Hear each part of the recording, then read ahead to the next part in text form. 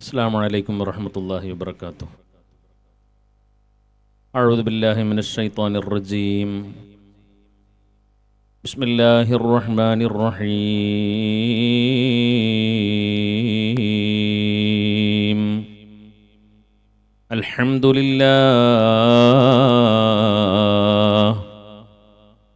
الحمد لله نحمده ونستعينه ونستغفره ونؤمن به ونتوكل عليه ونعوذ بالله من شرور أنفسنا ومن سيئات أعمالنا.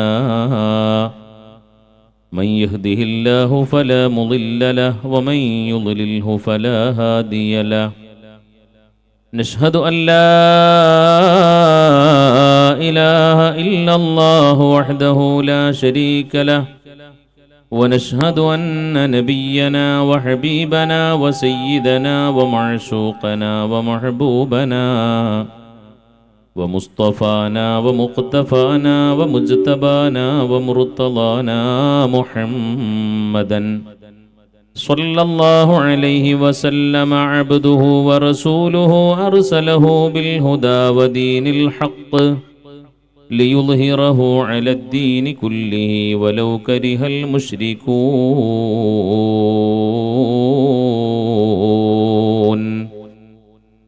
رب اشرح لي صدري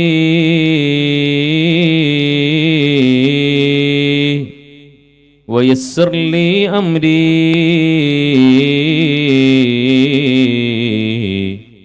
واحلل عقدة من لساني يفقه قولي.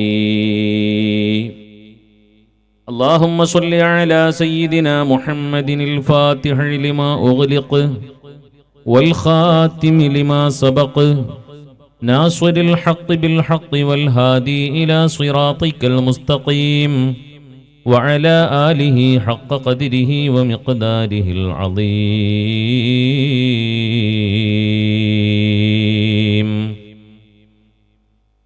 لي خمسة نطفي بها حر الوباء الحاطما: المصطفى والمرتضى وابناهما والفاطمة. لي خمسة أطفي بها حر الوباء الحاطما: المصطفى والمرتضى وابناهما والفاطمة. لي خمسة أطفي بها حر الوباء الحاطما: المصطفى والمرتضى وابناهما والفاطمة.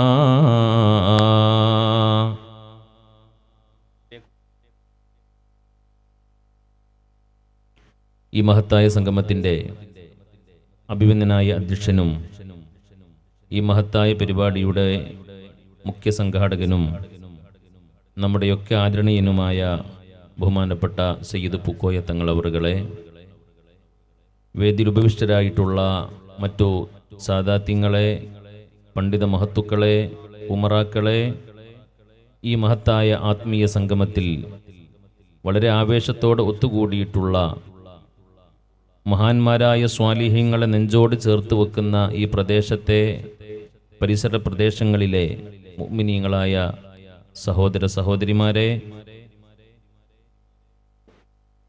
വൈജ്ഞാനിക സമുച്ചയം അൻവാറുൽ ഹുദയിലെ പ്രിയപ്പെട്ട സ്നേഹനിധികളായ വിദ്യാർത്ഥികളെ, അള്ളാഹു നമ്മുടെ ഈ ഒത്തുകൂടൽ അവൻ ഇഷ്ടപ്പെടുന്ന പൊരുത്തപ്പെടുന്ന ഒരു സൽക്കർമ്മമായി നമ്മിൽ നിന്ന് കബൂൽ ചെയ്യട്ടെ. നിങ്ങൾ ആമീൻ പറയണില്ലേ? അള്ളാഹു നമ്മെ കബൂലാക്കട്ടെ.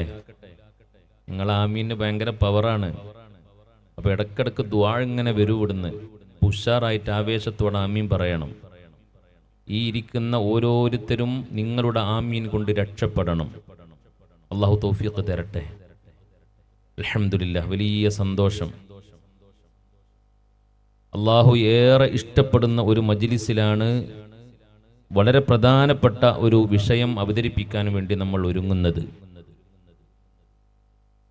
ആദ്യമായി ഈ മഹത്തായ സദസ്സിൻ്റെ മഹത്വം നമ്മൾ മനസ്സിലാക്കണം. ബഹുമാനപ്പെട്ട നിസാമുദ്ദീൻ ഫൈളി ഉസ്താദും ബഹുമാനപ്പെട്ട സയ്യിദ് ഉമർ അലി ഹുദവി ഉസ്താദൊക്കെ വളരെ വിസ്തരം അത് വിശദീകരിക്കുകയുണ്ടായി.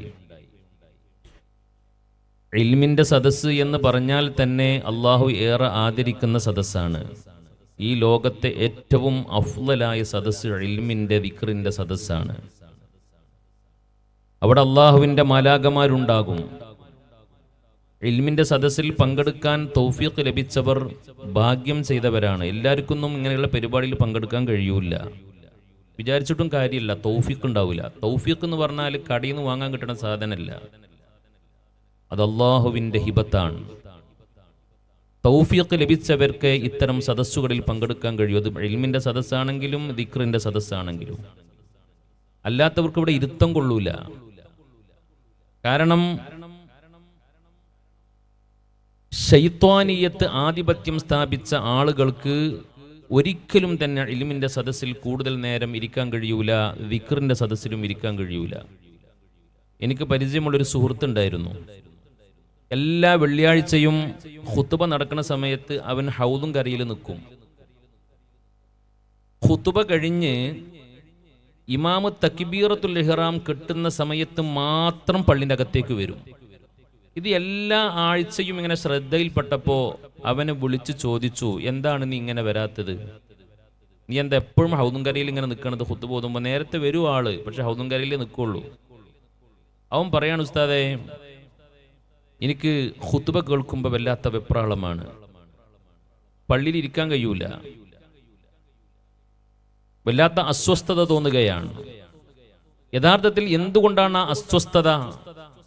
അത് പൈശാചികമായ ശല്യം കൊണ്ടുണ്ടാകുന്ന അസ്വസ്ഥതയാണ്. അതേ സമയത്ത് മലക്കിയായ സ്വാധീനമാണ് നമ്മുടെ ഖൽബിലുള്ളതെങ്കിൽ നമുക്ക് എത്ര നേരം ഒരു ഇൽമിൻ്റെ സദസ്സിൽ പങ്കെടുത്താലും ദിക്റിൻ്റെ സദസ്സിൽ പങ്കെടുത്താലും പൂതി മാറൂല. പിന്നെയും പിന്നെയും പങ്കെടുക്കാൻ തോന്നും, മതിയാവൂല. ഒരു സദസ്സ് കഴിയുമ്പോൾ പടച്ചോനെ പെട്ടെന്ന് തീർന്നു പോയല്ലോ, കുറച്ച് നേരം കൂടെ വേണമായിരുന്നു എന്ന് ചിന്തിക്കും.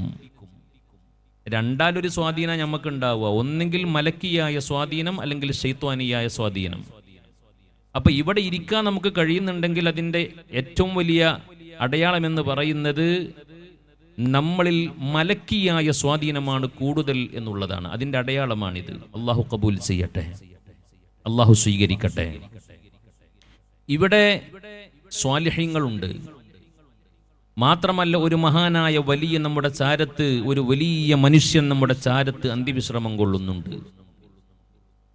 ഇവിടെ മലായികത്തുണ്ട്, ഇവിടെ സ്വാലിഹ്യങ്ങളായ ജിന്നുകളുണ്ട്. ഒരു മഹാനായ വലിയ ജീവിച്ചിരിക്കുമ്പോഴും അവർ വഫാത്താകുമ്പോഴും അവരെ ചുറ്റിപ്പറ്റി നിൽക്കുന്ന ഒരുപാട് ജിന്നുകളുണ്ടാകും, ഖാദിമീങ്ങളുണ്ടാകും. അപ്പൊ ഇത് ചെറിയ സദസ്സല്ല. കേരളത്തിൽ അറിയപ്പെട്ട ഒരു പ്രഭാഷകൻ എന്നോട് പറയുണ്ടായി, ഒരു ഉറൂസിൽ പ്രഭാഷണം നടത്താൻ എന്നെ ആര് വിളിച്ചാലും ഞാൻ എത്ര തിരക്കുണ്ടെങ്കിലും എനിക്ക് ഡേറ്റ് കൊടുക്കും. കാരണം എന്താണെന്നറിയോ? ഉറൂസ് എന്ന് പറയുന്നത് ഒരു മഹാനുമായി ബന്ധപ്പെട്ട പരിപാടിയാണ്. ആ ഉറൂസിൽ പങ്കെടുത്താൽ അവിടെ കിടക്കുന്ന വലിയന്റെ മദ്ഹ് പറഞ്ഞാൽ, അവിടത്തെ ചാരത്തിൽ നിന്നിട്ട് ഇൽമു പറഞ്ഞാൽ അവരുടെ മദദ് കിട്ടും, അവരുടെ സഹായം കിട്ടും. ഏതെങ്കിലും ഒരു മഹാന്റെ ഖൽബിൽ നമുക്ക് ഇടം കിട്ടിയാൽ അൽഹംദുലില്ലാ, നമ്മൾ രക്ഷപ്പെട്ടു. അല്ലാഹു തൗഫീഖ് തരട്ടെ. നേരത്തെ ഹുദവി ഉസ്താദ് പറഞ്ഞ മാതിരി വെറുതെ ആണോ നമ്മളിങ്ങനെ സ്വാലിഹ്യങ്ങളെ സ്നേഹിക്കുന്നതും അവരുടെ മസാറുകൾ തേടിപ്പോണതും? ഇപ്പോൾ ഈ കൂട്ടത്തിലുണ്ടാകും എപ്പോഴും സിയാറത്തുമായിട്ട് മുന്നോട്ട് പോകുന്നവർ. ഒരു വലിയുണ്ട് എന്ന് പറഞ്ഞാൽ, ഒരു മക്കാമുണ്ട് എന്ന് പറഞ്ഞാൽ അവിടെ നിന്ന് പോകും. എല്ലാ ഔലിയാക്കളുടെയും മസാറുകളിൽ ചെല്ലും. ജീവിച്ചിരിക്കുന്ന ഔലിയാക്കളമാരെ ചെന്ന് കാണും. ഒരു സ്വാലിഹുണ്ട് എന്നറിഞ്ഞാൽ ഒന്ന് പോയിട്ട് സലാം പറഞ്ഞ് മുസാഫത്ത് ചെയ്തിട്ട് ദ്വേർക്കണേ എന്ന് പറയും. എൻ്റെ പ്രിയപ്പെട്ടവരെ, അതൊന്നും ചെറിയ കാര്യമല്ല. നമുക്ക് നന്നാവാനുള്ള ഏറ്റവും വലിയ വഴി നമുക്കറിയാലോ, സ്വാലിഹാവാതെ നമുക്ക് രക്ഷയില്ല. ഒരു രക്ഷയും നമുക്കില്ല.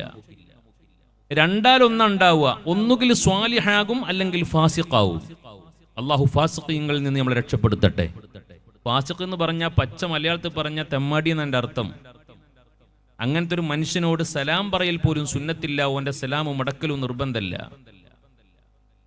ഫാസിഖല്ലെങ്കിൽ പിന്നെ സ്വാലിഹാവാനാണ് പരിശുദ്ധ ഖുർആൻ നമ്മളോട് ആവശ്യപ്പെടുന്നത്. അള്ളാന്റെ താല്പര്യം ഇവിടെ കുറെ മനുഷ്യന്മാരുണ്ടാവുക എന്നുള്ളതല്ല, ഈ ഭൂമി ലോകത്ത് സ്വാലിഹീങ്ങൾ ഉണ്ടാവുക എന്നുള്ളതാണ്. അതിനാണ് ലക്ഷക്കണക്കിന് പ്രവാചകന്മാരെ ഭൂമി ലോകത്തേക്ക് അള്ളാഹു പറഞ്ഞയച്ചത്. എന്തിന്? നമ്മളെ സ്വാലിഹീങ്ങളാക്കാൻ. ലോക ജനതയെ മുഴുവനും സ്വലാഹിയത്തിലേക്ക് ക്ഷണിക്കാനാണ് പ്രവാചകന്മാർ. അവർ മുഴുവനും സ്വാലിഹീങ്ങളാണ്. ഈ ലോകത്ത് കഴിഞ്ഞുപോയ 1,24,000 അമ്പിയാക്കളാണ് ഈ ലോകത്തെ സ്വാലിഹീങ്ങളുടെ ലീഡർമാർ. ആ 1,24,000 അമ്പിയാക്കളാകുന്ന സ്വാലിഹീങ്ങളുടെ ലീഡറാണ് നമ്മുടെ കരളിന്റെ കാതലായ മുഹമ്മദുർ റസൂലുള്ളാഹി. മൈക്ക് ഒന്നും കൂടി തുറന്ന ഉഷാറായിട്ട് വാഴ്ന്നു പറയാം. അപ്പൊ നോക്കൂ നിങ്ങൾ, അള്ളാഹുവിന്റെ ലക്ഷ്യമെന്ന് പറയുന്നത് ഇവിടെ സ്വാലിഹ്യങ്ങൾ ഉണ്ടാവണം, അള്ളാഹുവിന് ഇബാദത്ത് നടക്കണം, ഇവിടെ സുജൂദ് നടക്കണം എന്നുള്ളതാണ്. നമ്മളോട് കല്യാണം കഴിക്കാൻ വേണ്ടി പുണ്യനബി പറഞ്ഞിട്ടുണ്ട്, തസവ്വജു, നിങ്ങൾ കല്യാണം കഴിക്കണം. എന്തിനാണ് കല്യാണം കഴിക്കേണ്ടത്? കല്യാണം കഴിക്കുന്നതിന്റെ ഒരുപാട് പ്രയോജനങ്ങൾ എണ്ണി എണ്ണി പറഞ്ഞപ്പോ അതിലെ ഏറ്റവും പ്രധാനപ്പെട്ട ഒരു പ്രയോജനം എന്ന് പറയുന്നത് സ്വാലിഹീങ്ങളായ മക്കളുണ്ടാവാൻ വിവാഹം കാരണമാകുന്നു എന്നുള്ളതാണ്. സ്വാലിഹീങ്ങളായ മക്കളുണ്ടാവാൻ വിവാഹം കാരണമാണ്. അതുകൊണ്ട് വിവാഹം പവിത്രമായ കർമ്മമാണ്. ഇണചേർന്ന് എങ്ങനെയെങ്കിലും കുറെ കുട്ടികൾ ഉണ്ടാവുക എന്നുള്ളതല്ല. അങ്ങനെ ഒരു താല്പര്യം അള്ളാഹുവിനില്ല. അള്ളാന്റെ താല്പര്യം ഇവിടെ സ്വാലിഹീങ്ങളായ മക്കളുണ്ടാവണം. അതുകൊണ്ടല്ലേ ലോകത്ത് കഴിഞ്ഞുപോയ അമ്പിയാക്കന്മാര് മുഴുവനും മഹാനായ സയ്യിദുനാ ഈസ നബി അലൈഹിസ്സലാത്തു വസ്സലാം അല്ലാത്ത എല്ലാ പ്രവാചകന്മാരും കല്യാണം കഴിച്ചിട്ടുണ്ട്. ഈസ നബി കല്യാണം കഴിച്ചിട്ടില്ല. അതിന് സാഹചര്യം ഒത്തുവന്നിട്ടില്ല. അള്ളാഹുവിലേക്ക് ഉയർത്തപ്പെട്ട് ഇന്നും ആകാശലോകത്ത് ജീവിച്ചിരിക്കുന്ന നബിയാണ് സയ്യിദുനാ റൂഹുല്ലാഹി ഈസ. പക്ഷേ ഈസ നബി ഇനി കടന്നു വരും. നമുക്കറിയാം, ദജ്ജാലിനെ കൊല്ലാൻ വേണ്ടി കടന്നു വരും. അന്ന് ഇവിടെ ഭൂമിയിൽ ഭരണം നടത്തും. അന്ന് ഈസ നബി കല്യാണം കഴിക്കും. ഈസ നബി കല്യാണം കഴിക്കുകയും ഈസ നബിക്ക് മക്കളുണ്ടാവുകയും ചെയ്യും. എന്നിട്ടേ ലോകാവസാനം നടക്കുള്ളൂ. പറഞ്ഞു വന്നത്, ആ അമ്പിയാക്കന്മാര് മുഴുവനും ദ്വയർന്നത് അല്ലാഹുവേ എനിക്ക് മക്കളെ തരണേ എന്നല്ല. അങ്ങനെ ഒരു നബിയും ദ്വയർന്നിട്ടില്ല. എനിക്ക് മക്കളെ തരണേ എന്ന് പറഞ്ഞിട്ട് ഒരു പ്രവാചകനും ലോകത്ത് ദ്വയർന്നിട്ടില്ല. ദ്വയർന്നവർ മുഴുവനും ദുആ ചെയ്തത് സ്വാലിഹീങ്ങളായ മക്കളെ തരണേ അല്ലാ. എന്തുകൊണ്ട്? അതാണ് റബ്ബിന്റെ താല്പര്യം. ഇവിടെ കുറെ ആളുകൾ ഉണ്ടാവുക എന്നുള്ളതല്ല. അള്ളാഹുവിനെ അറിയുന്ന, അള്ളാഹുവിനെ അറിഞ്ഞുകൊണ്ട് ഇബാദത്ത് ചെയ്യുന്ന, മഅരിഫത്തിന്റെ ജ്ഞാനം ലഭിച്ച, ഖൽബിൽ തജല്ലിയായ പ്രകാശമുള്ള സ്വാലിഹീങ്ങൾ ഈ ഭൂമി ലോകത്തുണ്ടാവണം. ഖിയാമത്ത് നാൾ വരെ ഉണ്ടാവണം. അവര് അപ്രത്യക്ഷമായാൽ പിന്നെ ഈ ഭൂമിക്ക് സ്ഥാനമില്ല, ഈ ഭൂമിക്ക് നിലയും വിലയുമില്ല. ഈ ലോകം നിലനിൽക്കുന്നത് ഇവിടെ സ്വാലിഹീങ്ങൾ ഉള്ളതുകൊണ്ടാ, ഇല്ലെങ്കിൽ നിലനിൽക്കൂല. എപ്പോഴാണ് ലോകം അവസാനിക്കുന്നത്?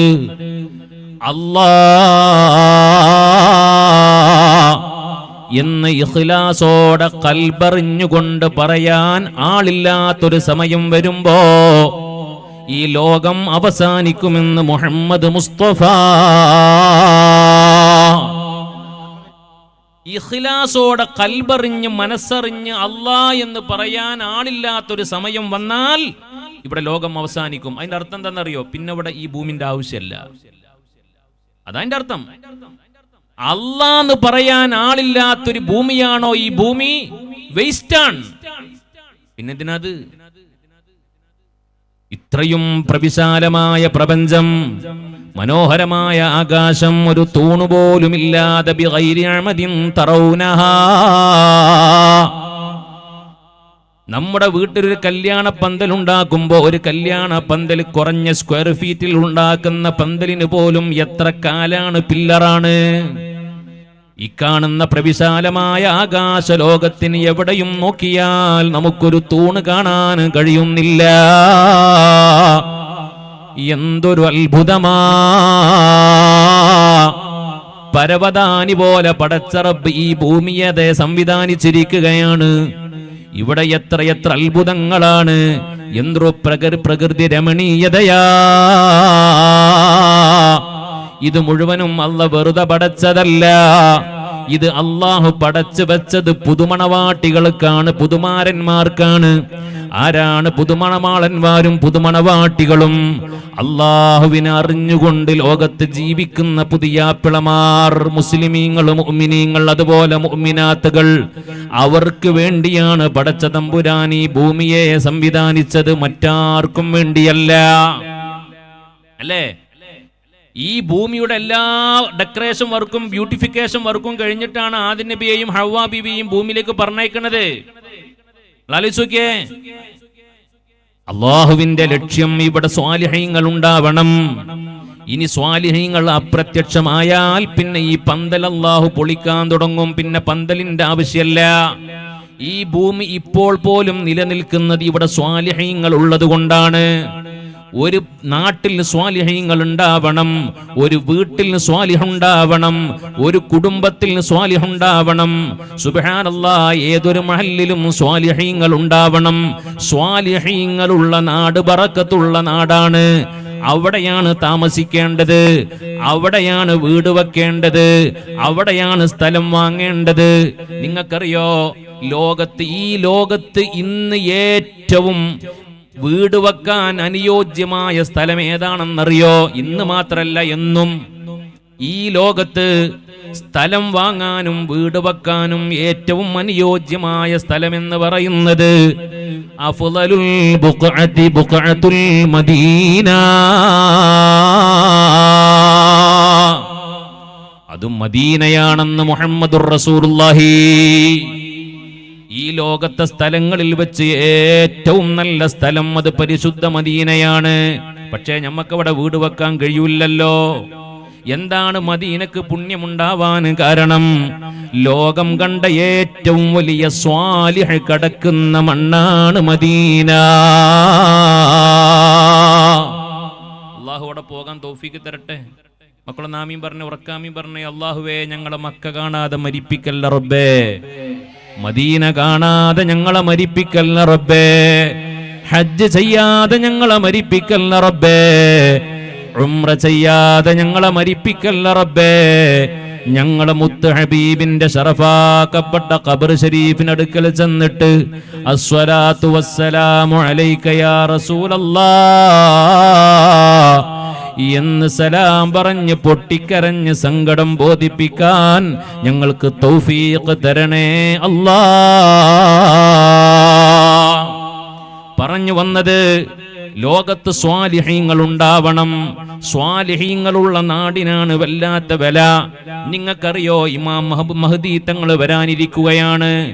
ലോക മുസ്ലിമീങ്ങൾ മഹ്ദി തങ്ങളെ കാത്തിരിക്കുകയാണ്.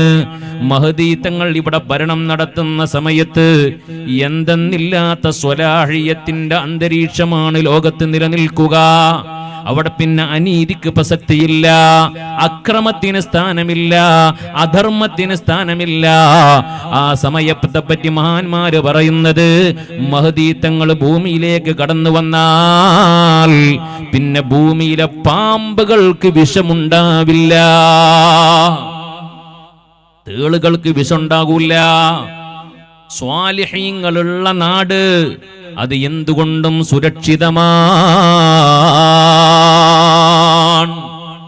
അല്ലാഹു നമ്മളൊക്കെ സ്വാലിഹീങ്ങളാക്കി തരട്ടെ.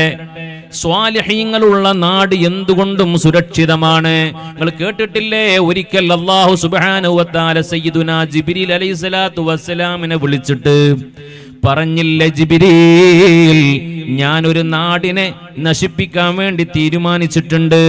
നിങ്ങൾ പോയി ആ നാടിനെ തകിടം മറിക്കണം, നശിപ്പിച്ച് കളയണമെന്ന് പറഞ്ഞപ്പോ ജിബ്രീൽ അലൈഹിസ്സലാത്തു വസ്സലാം ആ നാടിനെ നശിപ്പിക്കാൻ വേണ്ടി കടന്നു വന്നപ്പോ സുബ്ഹാനല്ലാഹ്, ചരിത്രം രേഖപ്പെടുത്തുകയാണ്, ജിബ്രീലിന്റെ മനസ്സൊന്ന് നൊന്തുപോയി. കാരണം ആ നാടിനെ നശിപ്പിച്ചു കളഞ്ഞാൽ ആ നാട്ടിൽ ഒരു സ്വാലിഹായ മനുഷ്യനുണ്ട്. വഫീഹിം റജുലുൻ സ്വാലിഹ്, സ്വാലിഹായ ഒരു മനുഷ്യനുണ്ട്. ആ മനുഷ്യനും മരിച്ചു പോകുമല്ലോ എന്ന് പേടിച്ചിട്ട് മഹാനായ സയ്യിദുനാ ജിബ്രീൽ അലൈഹിസ്സലാത്തു വസ്സലാം റബ്ബിന്റെ അടുക്കിലേക്ക് മടങ്ങി ചെന്നിട്ട് പറഞ്ഞു, റബ്ബേ, എങ്ങനെയാണ് ഞാൻ നശിപ്പിക്കുക? വഫീഹിം റജുലുൻ സ്വാലിഹ് എന്നാ പറഞ്ഞത്. അപ്പൊ സ്വാലിഹീങ്ങൾക്ക് എന്നും വലിയ വിലയാണ്. ലോകത്ത് കഴിഞ്ഞു പോയ പ്രവാചകന്മാർ മക്കൾക്ക് വേണ്ടി നടത്തിയ ദുആ നമ്മളൊന്ന് പരിശോധിക്കണം. നമ്മൾ ഖുർആൻ ഓതുന്നവരല്ലേ. ഞാൻ ചില ദുആകൾ പറയാം. മഹാന്മാരായ അംബിയാന്റെ ദുആയാണ്. എന്താണ് അവര് ദ്വേർന്നത് എന്നറിയോ? ലോകത്ത് കഴിഞ്ഞു പോയൊരു നബിയും കേവലം കുട്ടികൾക്ക് വേണ്ടി, മക്കൾക്ക് വേണ്ടി ദ്വേർന്നിട്ടില്ല. ഞാൻ എൻ്റെ ഉപ്പാരോട് പറയാണ്, ഉമ്മാരോട് പറയാണ്, ഒരിക്കലും മക്കൾ ഉണ്ടാവണേ എന്ന് പറഞ്ഞിട്ട് ദ്വേർക്കരുത്. ദുആ ചെയ്യാണെങ്കിൽ അല്ലാഹ് പറയാണ്, മഹാന്മാരായ അംബിയാക്കൾ പഠിപ്പിക്കുകയാണ്, റബ്ബി ഹബിലി മില്ലദുങ്ക ദുർരിയതൻ ത്വയ്യിബാ ഇന്നക സമീഉദ് ദുആ. കണ്ടോ, റബ്ബി ഹബിലി മില്ലദുങ്ക ദുർരിയ എന്നല്ല, അല്ലാഹുവേ എനിക്ക് സന്താനത്തെ ഓശാരമായി നൽകണം, ഹിബത്തായി നൽകണം എന്നല്ല. ദുർരിയതൻ ത്വയ്യിബ, എനിക്ക് കുട്ടിനെ തരികയാണെങ്കിൽ അത് നല്ല കുട്ടിയായിരിക്കണം. അല്ലേ, എനിക്ക് കുട്ടിനെ വേണ്ട, ത്വയ്യിബായ കുട്ടിയെ വേണം.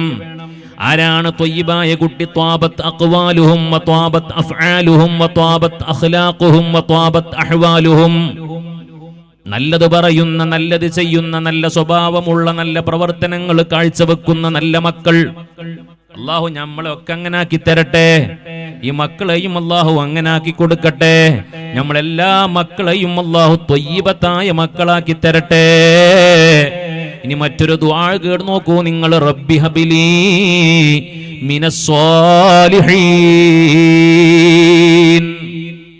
ഖുർആനിലെ ആയത്തല്ലേ. അല്ലാഹുവേ, എനിക്ക് സ്വാലിഹീങ്ങളായ മക്കളെ തരണമേ അല്ലാഹ്. മറ്റൊരായത്ത് പരിശുദ്ധമായ സൂറത്തുൽ ഫുർഖാനിലെ 74-ാമത്തെ ആയത്ത് നമ്മളൊക്കെ സ്ഥിരമായി പതിവായി നടത്തുന്ന ദുആയാണ്. റബ്ബനാ ഹബ് ലനാ മിൻ അസ്വാജിനാ വദുർരിയാതിനാ ഖുർറത അഅ്യുനിൻ വജ്അൽനാ ലിൽ മുത്തഖീന ഇമാമാ. അവിടെയും ഞങ്ങൾക്ക് മക്കളെ തരണേ എന്നല്ല, ഖുർറത്തു അയ്നായ മക്കളെ തരണ റബ്ബേ. ഞങ്ങൾക്ക് ആത്മീയമായ വളർച്ചയുള്ള, ഞങ്ങൾ നോക്കിയാൽ ആത്മീയമായ വളർച്ച കണ്ട് സന്തോഷിക്കാൻ ഞങ്ങൾക്ക് പറ്റുന്ന, ഖുർറത്തു അയ്നായ കൺകുളിർമയുള്ള, കണ്ണിന് കുളിർമയേകുന്ന സന്തോഷമുള്ള മക്കളെ തരണ റബ്ബേ. പറഞ്ഞു വന്നത്, അള്ളാഹുവിന്റെ താല്പര്യം ഇവിടെ സ്വാലിഹീങ്ങൾ ഉണ്ടാവലാണ്. ഒരു നാട്ടിൽ സ്വാലിഹീങ്ങൾ ഇല്ലെങ്കിൽ ആ നാട്ടിൽ എന്തും സംഭവിക്കാൻ സാധ്യതയുണ്ട്. ഖുർആൻ പറഞ്ഞില്ലേ, സ്വാലിഹീങ്ങളാണെങ്കിലോ, ലൗ അന്ന അഹ്ലൽ ഖുറാ ആമനൂ വത്തഖൂ ലഫതഹ്നാ അലൈഹിം ബറകാതിൻ മിനസ് സമാഇ വൽ അർദ്. വല്ലാത്ത ആയത്താണത്, വല്ലാത്ത ആയത്താണ്. ഒരു നാട്ടിലെ ആളുകൾ എല്ലാവരും ഈമാനുള്ളവരാണ്. ഒരു മഹല്ലിലെ ആണും പെണ്ണും കുട്ടികളും ചെറുപ്പക്കാരും വലിയൊരു ആബാല വൃദ്ധം ജനങ്ങൾ മുഴുവനും മുഅ്മിനീങ്ങളായ യഥാർത്ഥ മുഅ്മിനീങ്ങൾ, എല്ലാവരും യഥാർത്ഥ മുത്തഖീങ്ങൾ. അവിടെ മുത്തഖീങ്ങളും മുഅ്മിനീങ്ങളും സ്വാലിഹീങ്ങളും അല്ലാത്ത ഒരാളും ഒരു മഹല്ലിലില്ലെങ്കിൽ, ഒരു പ്രദേശത്തില്ലെങ്കിൽ, സുബ്ഹാനല്ലാഹ് ലഫതഹ്നാ അലൈഹിം ബറകാതിൻ മിനസ് സമാ.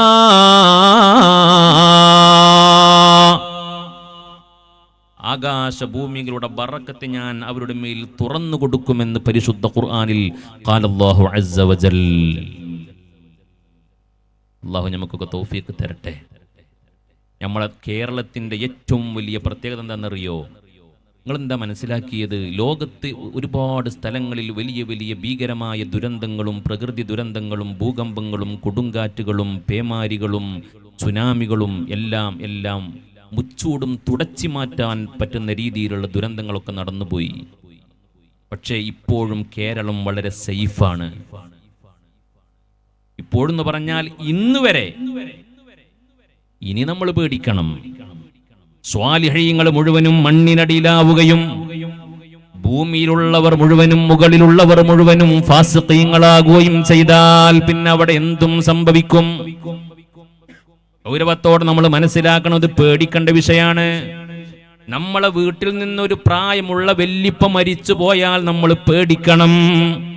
അതാ കുടുംബത്തിന്റെ മാത്രം നഷ്ടമല്ല, ആ മഹല്ലിന്റെ നഷ്ടമാണ്, ആ പ്രദേശത്തിന്റെ നഷ്ടമാണ്. മഹാനായ ബാപ്പുത്തങ്ങളിൽ ഈ നാട്ടിൽ നിന്ന് വിട പറഞ്ഞപ്പോ ബാപ്പുത്തങ്ങളുടെ കുടുംബത്തിനല്ല നഷ്ടമുണ്ടായത്, സുബ്ഹാനല്ലാഹ്, ഈ പ്രദേശത്തിന് മാത്രമല്ല ഈ ഭൂമിക്ക് മുഴുവനും വല്ലാത്ത നാശമുണ്ടായിട്ടുണ്ട്. കാരണം ഒരു സ്വാലിഹായ മനുഷ്യൻ ഭൂമിയുടെ അകത്തേക്ക് പോവുകയാണ്. സ്വാലിഹീങ്ങൾ പോകുന്തോറും ഭൂമിന്റെ ബർക്കത്ത് കുറയും. ഇപ്പൊ ചുരുക്കം പറഞ്ഞാൽ ഏറ്റവും കൂടുതൽ ബർക്കത്ത് ഭൂമിന്റെ അടിയിലാ, മുകളിലല്ല. നല്ലവരൊക്കെ അടി കിടക്കുക. അതുകൊണ്ട് തന്നെ ഭൂമിക്ക് ബാലൻസ് തെറ്റിപ്പോകും. വളരെ ഗൗരവത്തോടെ നമ്മൾ ചിന്തിക്കണം. ഭൂമിയുടെ ബാലൻസ് തെറ്റിയാൽ പിന്നെ ഭൂകമ്പങ്ങളും പ്രകൃതി ദുരന്തങ്ങളും വ്യാപകമായി ലോകത്ത് നടക്കും. അള്ളാഹു ഈ ഭൂമിയെ പൊളിക്കാൻ തുടങ്ങും. പിന്നെ ഒരു ബറക്കത്തും ഭൂമിക്കുണ്ടാകൂല. അതുകൊണ്ട് പ്രിയപ്പെട്ടവരോട് ഞാൻ പറയുന്നത്, സ്വാലിഹാവണമെന്നത് അള്ളാഹുവിന്റെ താല്പര്യമാണ്.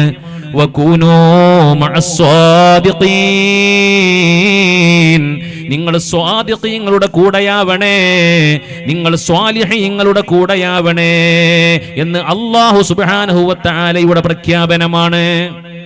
കഴിയും നമുക്ക് ഈ ലോകത്ത് ആവാൻ കഴിയാത്ത ഒറ്റന്നേ ഉള്ളൂ. നമുക്ക് സ്വാലിഹാവാ, ഞങ്ങൾക്ക് മുത്തഖിയാവാ, നമുക്ക് ഹാഫിളാവാ, നമുക്ക് ആലിമാവാ, എന്തു ആവാ. കഴിയാത്തത് ഒറ്റ കാര്യമുള്ളൂ, നമുക്ക് നബിയാവാൻ പറ്റൂല. പറ്റുമോ? അത് കഴിഞ്ഞു. പ്രവാചക ശൃംഖല അവസാനിച്ചു കഴിഞ്ഞു. അത് നമ്മുടെ ഹബീബ് മുഹമ്മദുർ റസൂലുള്ളാഹി സ്വല്ലല്ലാഹു അലൈഹി വസല്ലമ തങ്ങളോടുകൂടി സുബ്ഹാനല്ലാഹ് പ്രവാചക ശൃംഖലക്ക് പരിസമാപ്തി കുറിക്കപ്പെട്ടു. ഇനി ഒരു നബി വരില്ല, പക്ഷേ ഔലിയാക്കൾ വരും, ആലിമീങ്ങൾ വരും, സ്വാലിഹീങ്ങൾ വരും, ആബിദീങ്ങൾ വരും, ആരിഫീങ്ങൾ വരും, മുത്തഖീങ്ങൾ വരും. കഴിയൂലേ നമുക്ക്? മഹാനായ ബാപ്പുത്തങ്ങള് അധ്വാനിച്ച് നേടിയെടുത്തതാണ് ആത്മീയമായ പവർ എന്ന് പറയുന്നത്. വലിയ പവറല്ലേ?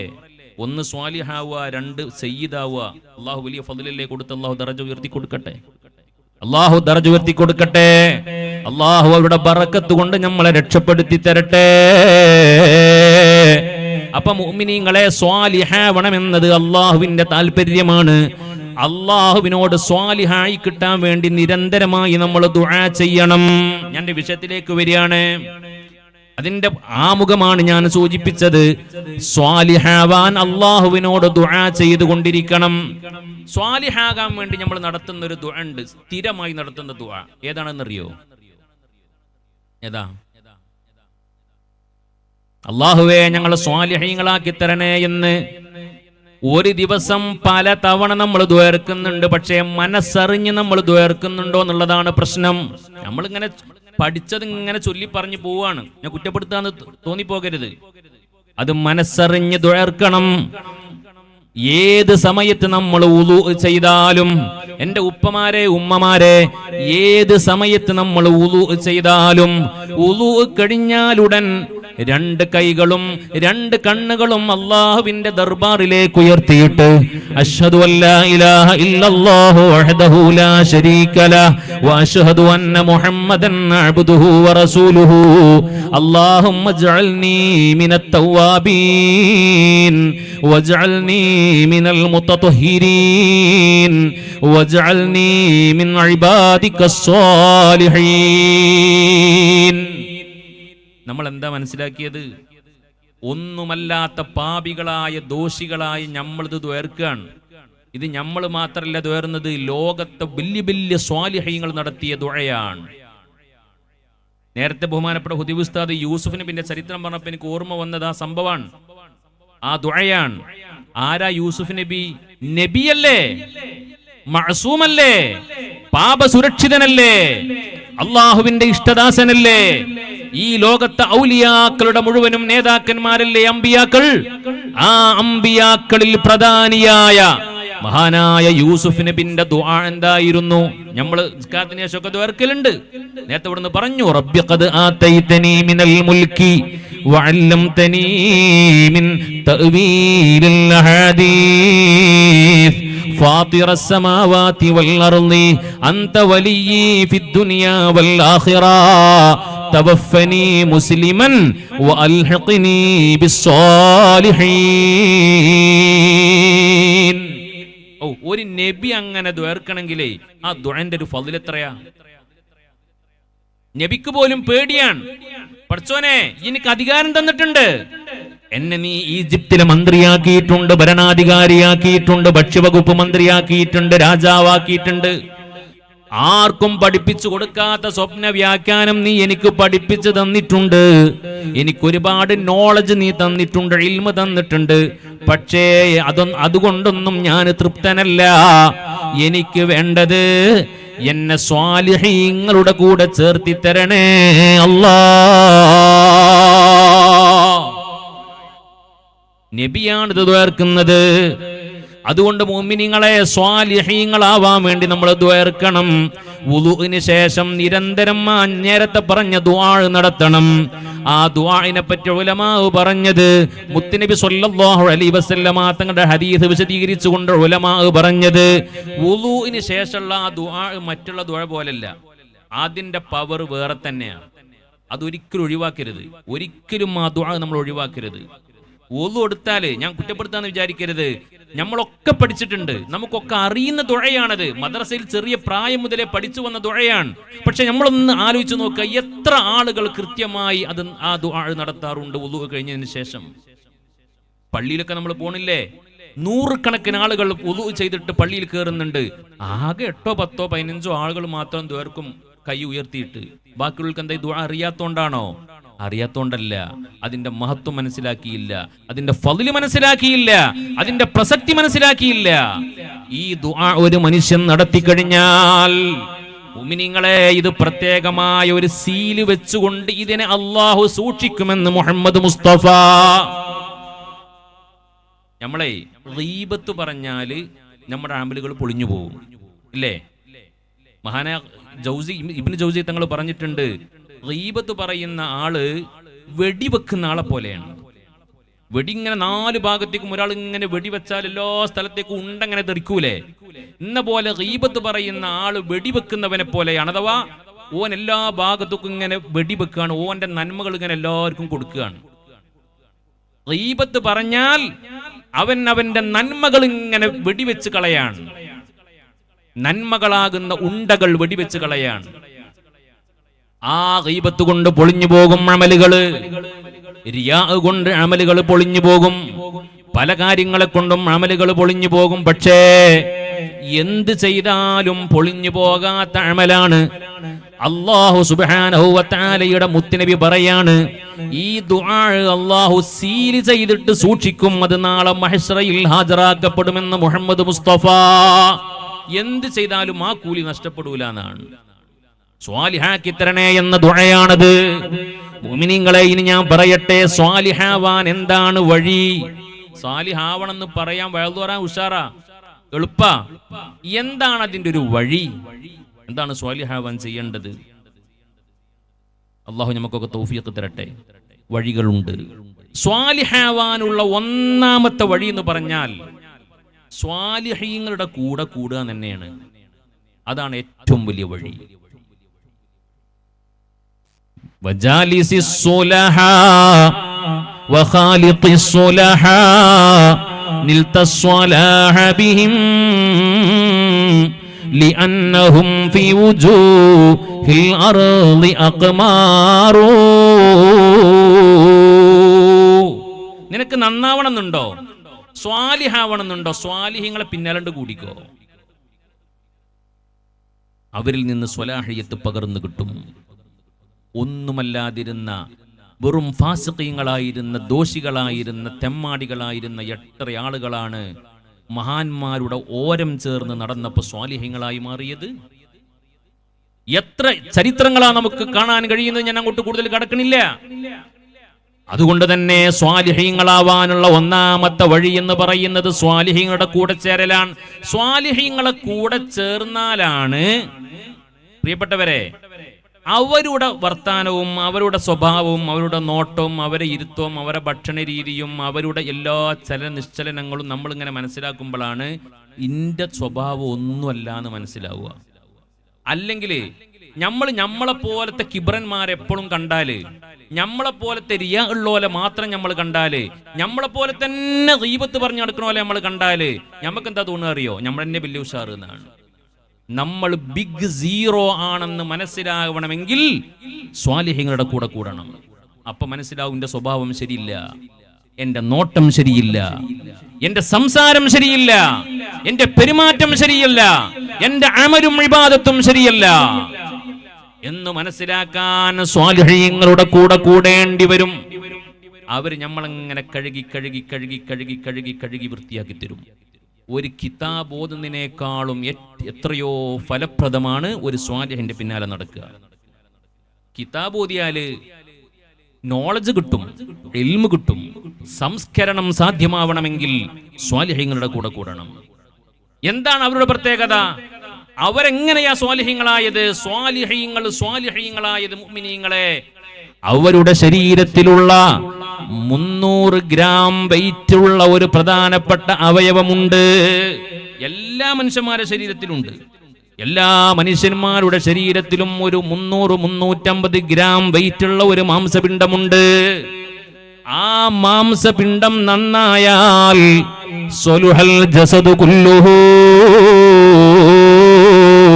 അവന്റെ ശരീരമാസകലം നന്നായി എന്ന് മുഹമ്മദ് മുസ്തഫ. എന്താ സ്വലാത്തിനൊരു ഉഷാറില്ലാത്തത്? യാ റബ്ബി ബിൽ മുസ്തഫ ബല്ലിഗ് മഖാസിദനാ വഗ്ഫിർ ലനാ മാ മളാ യാ വാസിഅൽ കറമി ചൊല്ല് മൗലായ.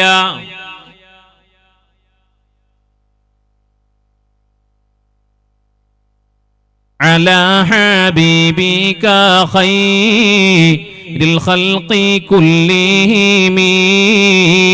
മുഅ്മിനീങ്ങളെ, നമ്മൾ ഓരോരുത്തരും 40 കിലോ 50 കിലോ 60 കിലോ 70 കിലോ ഒക്കെ വെയിറ്റ് ഉള്ള ആൾക്കാരാണ് നമ്മൾ ഓരോരുത്തരും.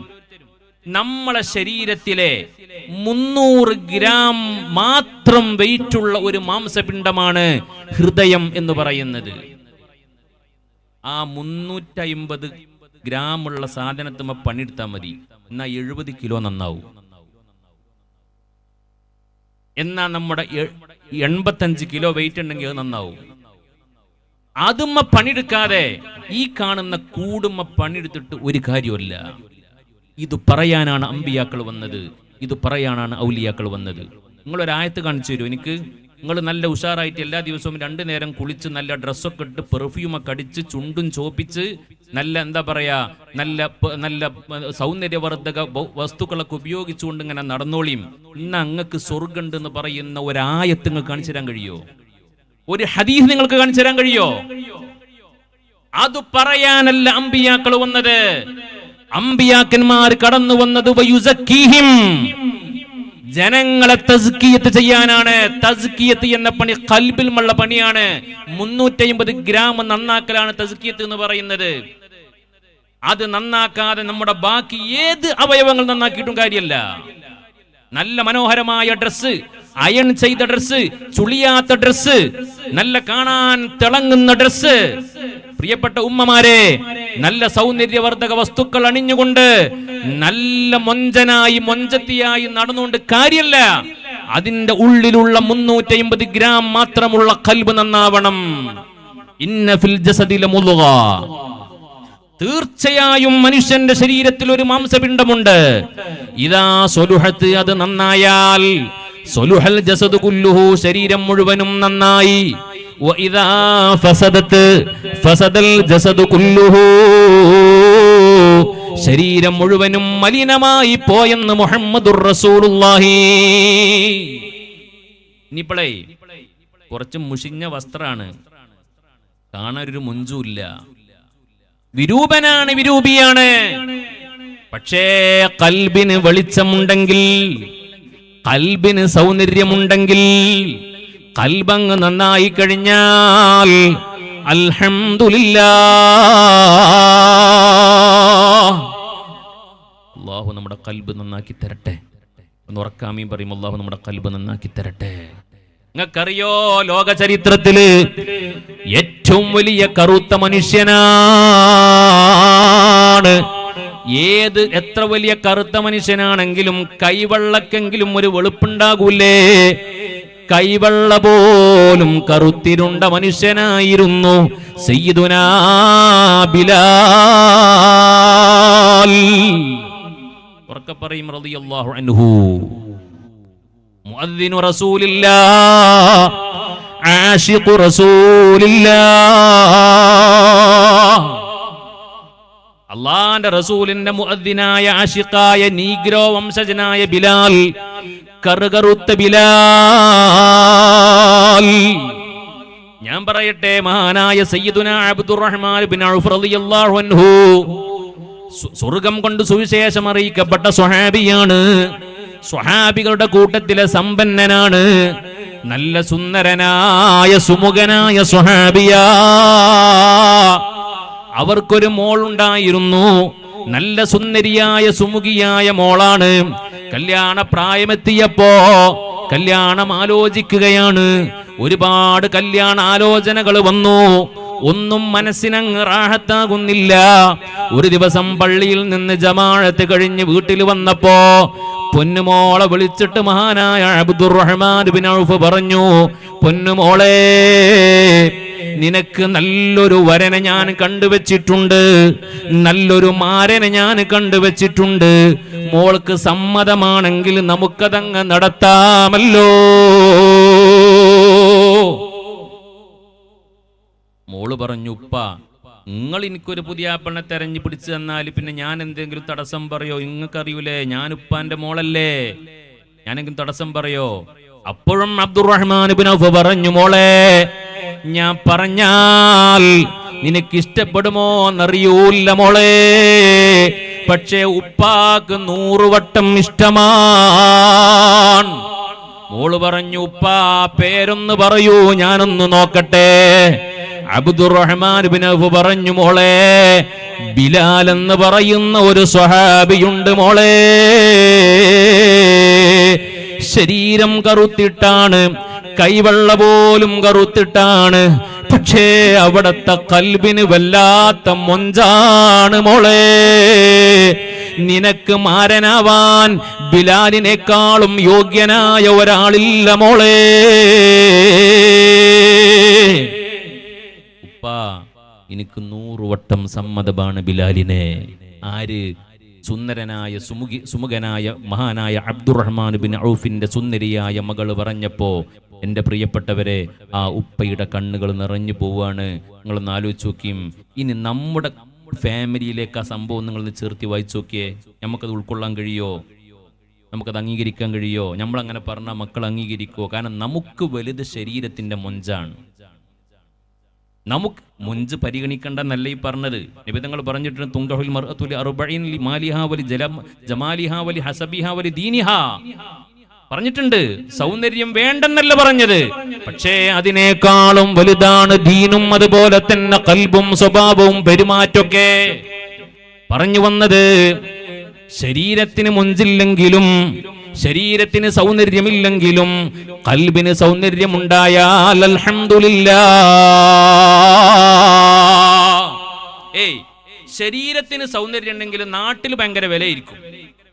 നാട്ടിൽ ഓൻ ഭയങ്കര മൊഞ്ചന, ഓള് ഭയങ്കര മൊഞ്ചത്യ, എല്ലാരും പറഞ്ഞു നടക്കും.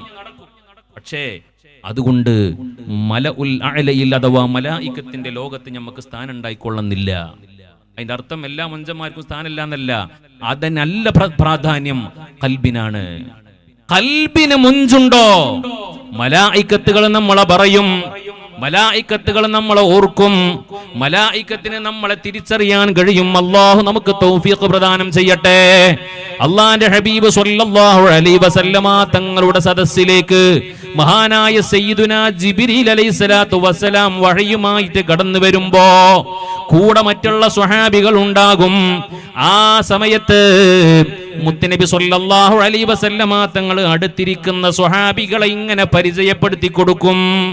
അപ്പൊ ജിബ്രീൽ പറയൂത്രേ, നബിയേ അവരെ നിങ്ങൾ പരിചയപ്പെടുത്തണ്ട, അവരെ ഞങ്ങൾക്ക് വാനലോകത്ത് വെച്ചറിയാം, ഞങ്ങൾ അവിടെ വെച്ച് അവരുടെ കാര്യം സംസാരിക്കാറുണ്ട്, ചർച്ച ചെയ്യാറുണ്ട്. സുബ്ഹാനല്ലാഹ്. ഇനി എന്താ വേണ്ടത്? നമ്മളെ പേര് മലക്കുകൾ ഇങ്ങനെ ആകാശത്ത് പറയാ, ഇങ്ങനെ കടുങ്ങപുരത്തൊരാളുണ്ട്, നല്ല മനുഷ്യനാട്ടോ, നല്ല മുത്തക്കിയാട്ടോ, നല്ല ആബിദാട്ടോ എന്ന് ലക്ഷക്കണക്കിനല്ല കോടിക്കണക്കിന് മലായികത്തിന്റെ സദസ്സിൽ വെച്ച് നമ്മുടെ പേരൊന്ന് പറയപ്പെട്ടാൽ ഇനി അതിനേക്കാൾ വലുത് എന്താ നമുക്ക് വേണ്ടത്? ഇവിടെ നമ്മളെ പേര് എല്ലാവർക്കും അറിഞ്ഞിട്ട് എന്താ കാര്യം? ഇവിടെ 750 കോടി ജനങ്ങളുണ്ടെങ്കിൽ ഓർക്ക് എല്ലാവർക്കും നമ്മളെ പേരറിയാം. അമേരിക്കൻ പ്രസിഡന്റിന്റെ പേര് ഇപ്പൊ എല്ലാവർക്കും അറിയാം. എന്താ അതുകൊണ്ട് കാര്യം? പേരും പ്രശസ്തിയും സൗന്ദര്യവും മൊഞ്ചുണ്ടായിട്ട് എന്താ കാര്യം? ഖൽബ് നന്നാവാതെ രക്ഷപ്പെടാൻ കഴിയില്ല. അതിന്റെ പേരിൽ വല്ലാതെ പേടിച്ചവരാണ് മഹാന്മാരായ സ്വഹാബത്ത് മുഴുവനും. നിങ്ങൾക്കറിയോ, അള്ളാന്റെ ഹബീബ് സ്വല്ലല്ലാഹു അലൈഹി വസല്ലമ തങ്ങൾക്ക് മദീനയിലുള്ള മുനാഫിഖീങ്ങളുടെ ലിസ്റ്റ് പ്രസിദ്ധീകരിച്ചു കൊടുത്തു പടച്ച തമ്പുരാൻ.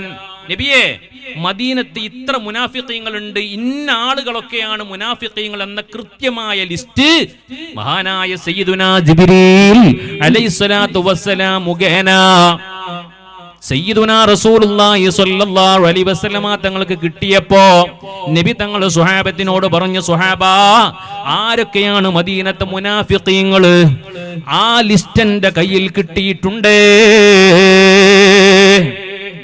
ഇതറിഞ്ഞപ്പോ ആദ്യമായി സങ്കടപ്പെട്ടുകൊണ്ട്, വപ്രാളപ്പെട്ടുകൊണ്ട്, പേടിച്ചുകൊണ്ട് അള്ളാന്റെ ഹബീബിന്റെ അടുക്കിലേക്ക് ഓടി വന്നത് ആരാന്നറിയോ?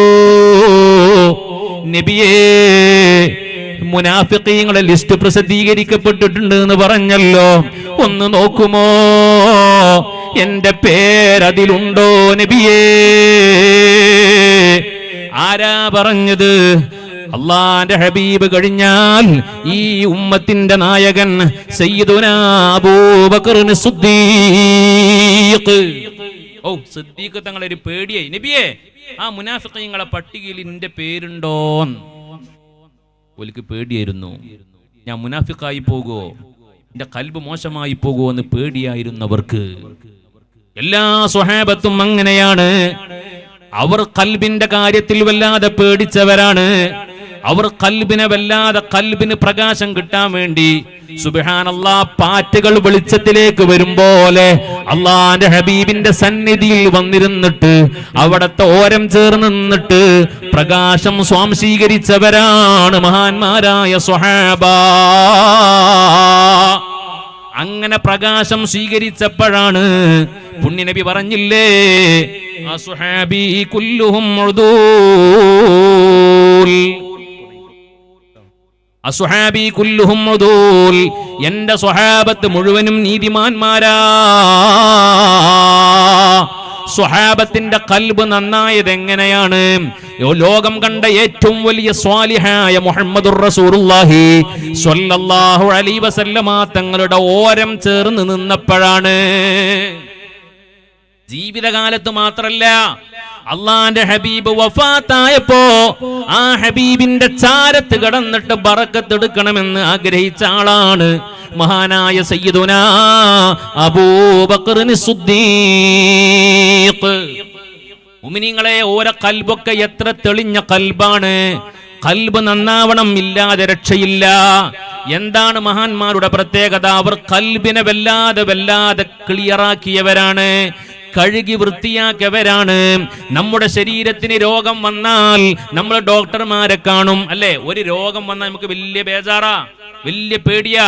ഏറ്റവും നല്ല സൂപ്പർ സ്പെഷ്യാലിറ്റി ഹോസ്പിറ്റൽ നോക്കി, ഏറ്റവും നല്ല സ്പെഷ്യൽ ഡോക്ടറെ നോക്കി നമ്മൾ ട്രീറ്റ്മെന്റ് എടുക്കും, നമ്മൾ മെഡിസിൻ എടുക്കും, ചികിത്സിക്കും. കാരണം എന്താ? നമ്മുടെ ശരീരത്തിന്റെ കാര്യത്തിൽ ഭയങ്കര ബേജാറാ നമുക്ക്.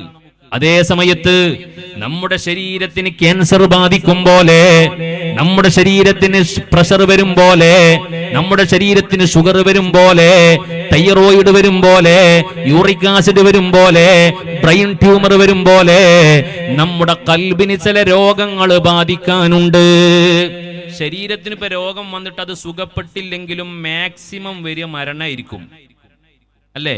ഒരു മുഅ്മിനീങ്ങളെ ബക്കറ്റ് കളക്ഷൻ വരുന്നുണ്ട്, എല്ലാവരും സഹകരിക്കണം. പറയേണ്ട ആവശ്യമില്ല, ഇവിടുത്തെ കാര്യമൊക്കെ വളരെ ഭംഗിയായി നടന്നു പോകും. നിങ്ങൾക്ക് മഹാനായ ഉപ്പാപ്പയോട്, മഹാനായ തങ്ങൾ പാപ്പയോട് വലിയ മഹബത്താണ്, അവിടുത്തെ കുടുംബത്തോട് വല്ല മഹബത്താണ്. ഇവിടെ നടക്കുന്ന ആത്മീയമായ മജ്‌ലിസിൽ അടക്കമൊക്കെ ഞാൻ പങ്കെടുക്കാറ്, നിങ്ങൾക്കറിയാം. ഇവിടെ വരുമ്പം വലിയ സന്തോഷമാണ്, എന്തെന്നില്ലാത്ത എനർജിയാണ്. ഇവിടെ എന്തൊരു കാര്യം, ഒരു ആശയം മുന്നോട്ട് വെച്ചാലും അത് നെഞ്ചേറ്റുന്ന പാരമ്പര്യമാണ് ഈ പ്രദേശത്തുള്ള മുഴുവൻ നിങ്ങൾക്കുള്ളത്. അതുകൊണ്ട് പ്രത്യേകം പറയേണ്ടതില്ല. നല്ലൊരു സംഖ്യ ഇൻഷാ അല്ലാഹ് ആ ബക്കറ്റിൽ നിക്ഷേപിച്ചുകൊണ്ട് ഈ പരിപാടി നമുക്ക് വിജയിപ്പിക്കണം. മാത്രമല്ല, ബഹുമാനപ്പെട്ട തങ്ങളുടെ വലിയ ആഗ്രഹമാണ് നമ്മുടെ ആംബുലൻസ് എന്ന് പറയുന്നത്. അത് ഇൻഷാ അല്ലാഹ് ഈ ഉറൂസ് കഴിയുമ്പോഴേക്ക് അതിനാവശ്യമായ സാമ്പത്തികം ഈ പരിപാടിയിൽ നിന്ന് നമുക്ക് കണ്ടെത്തണം. അത് ഇൻഷാ അല്ലാഹ് വളരെ പെട്ടെന്ന് തന്നെ റിലീസാവണം. അള്ളാഹു തൗഫീഖ് പ്രദാനം ചെയ്യട്ടെ. നല്ല നിയ്യത്തോടെ കൊടുത്തോളിയും. നമ്മുടെ മരണപ്പെട്ടു പോയവരുടെ നിയ്യത്ത് ചെയ്തുകൊണ്ട് നമ്മൾ ബിസ്മി ചൊല്ലി നല്ല നിയ്യത്തോടെ കൂടെ കൊടുക്കുക. അള്ളാഹു നമ്മുടെ സ്വതക്കകൾ ഖബൂൽ ചെയ്യട്ടെ. പറഞ്ഞു വന്നത് പ്രിയപ്പെട്ട മുഅ്മിനീങ്ങളെ, അപ്പോ ഖൽബിനെ ബാധിക്കുന്ന രോഗങ്ങളുണ്ട്. ശരീരത്തിന് രോഗം ബാധിച്ചാൽ പരമാവധി വന്ന മരണ സംഭവിക്കുക.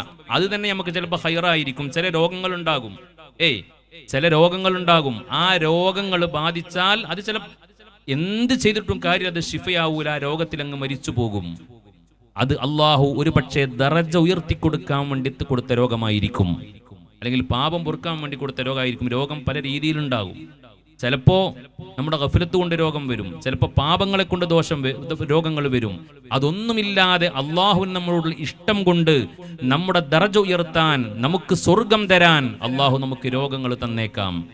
എത്ര വലിയ രോഗമാണെങ്കിലും മാക്സിമം വന്ന മരണമാണ് സംഭവിക്കുക.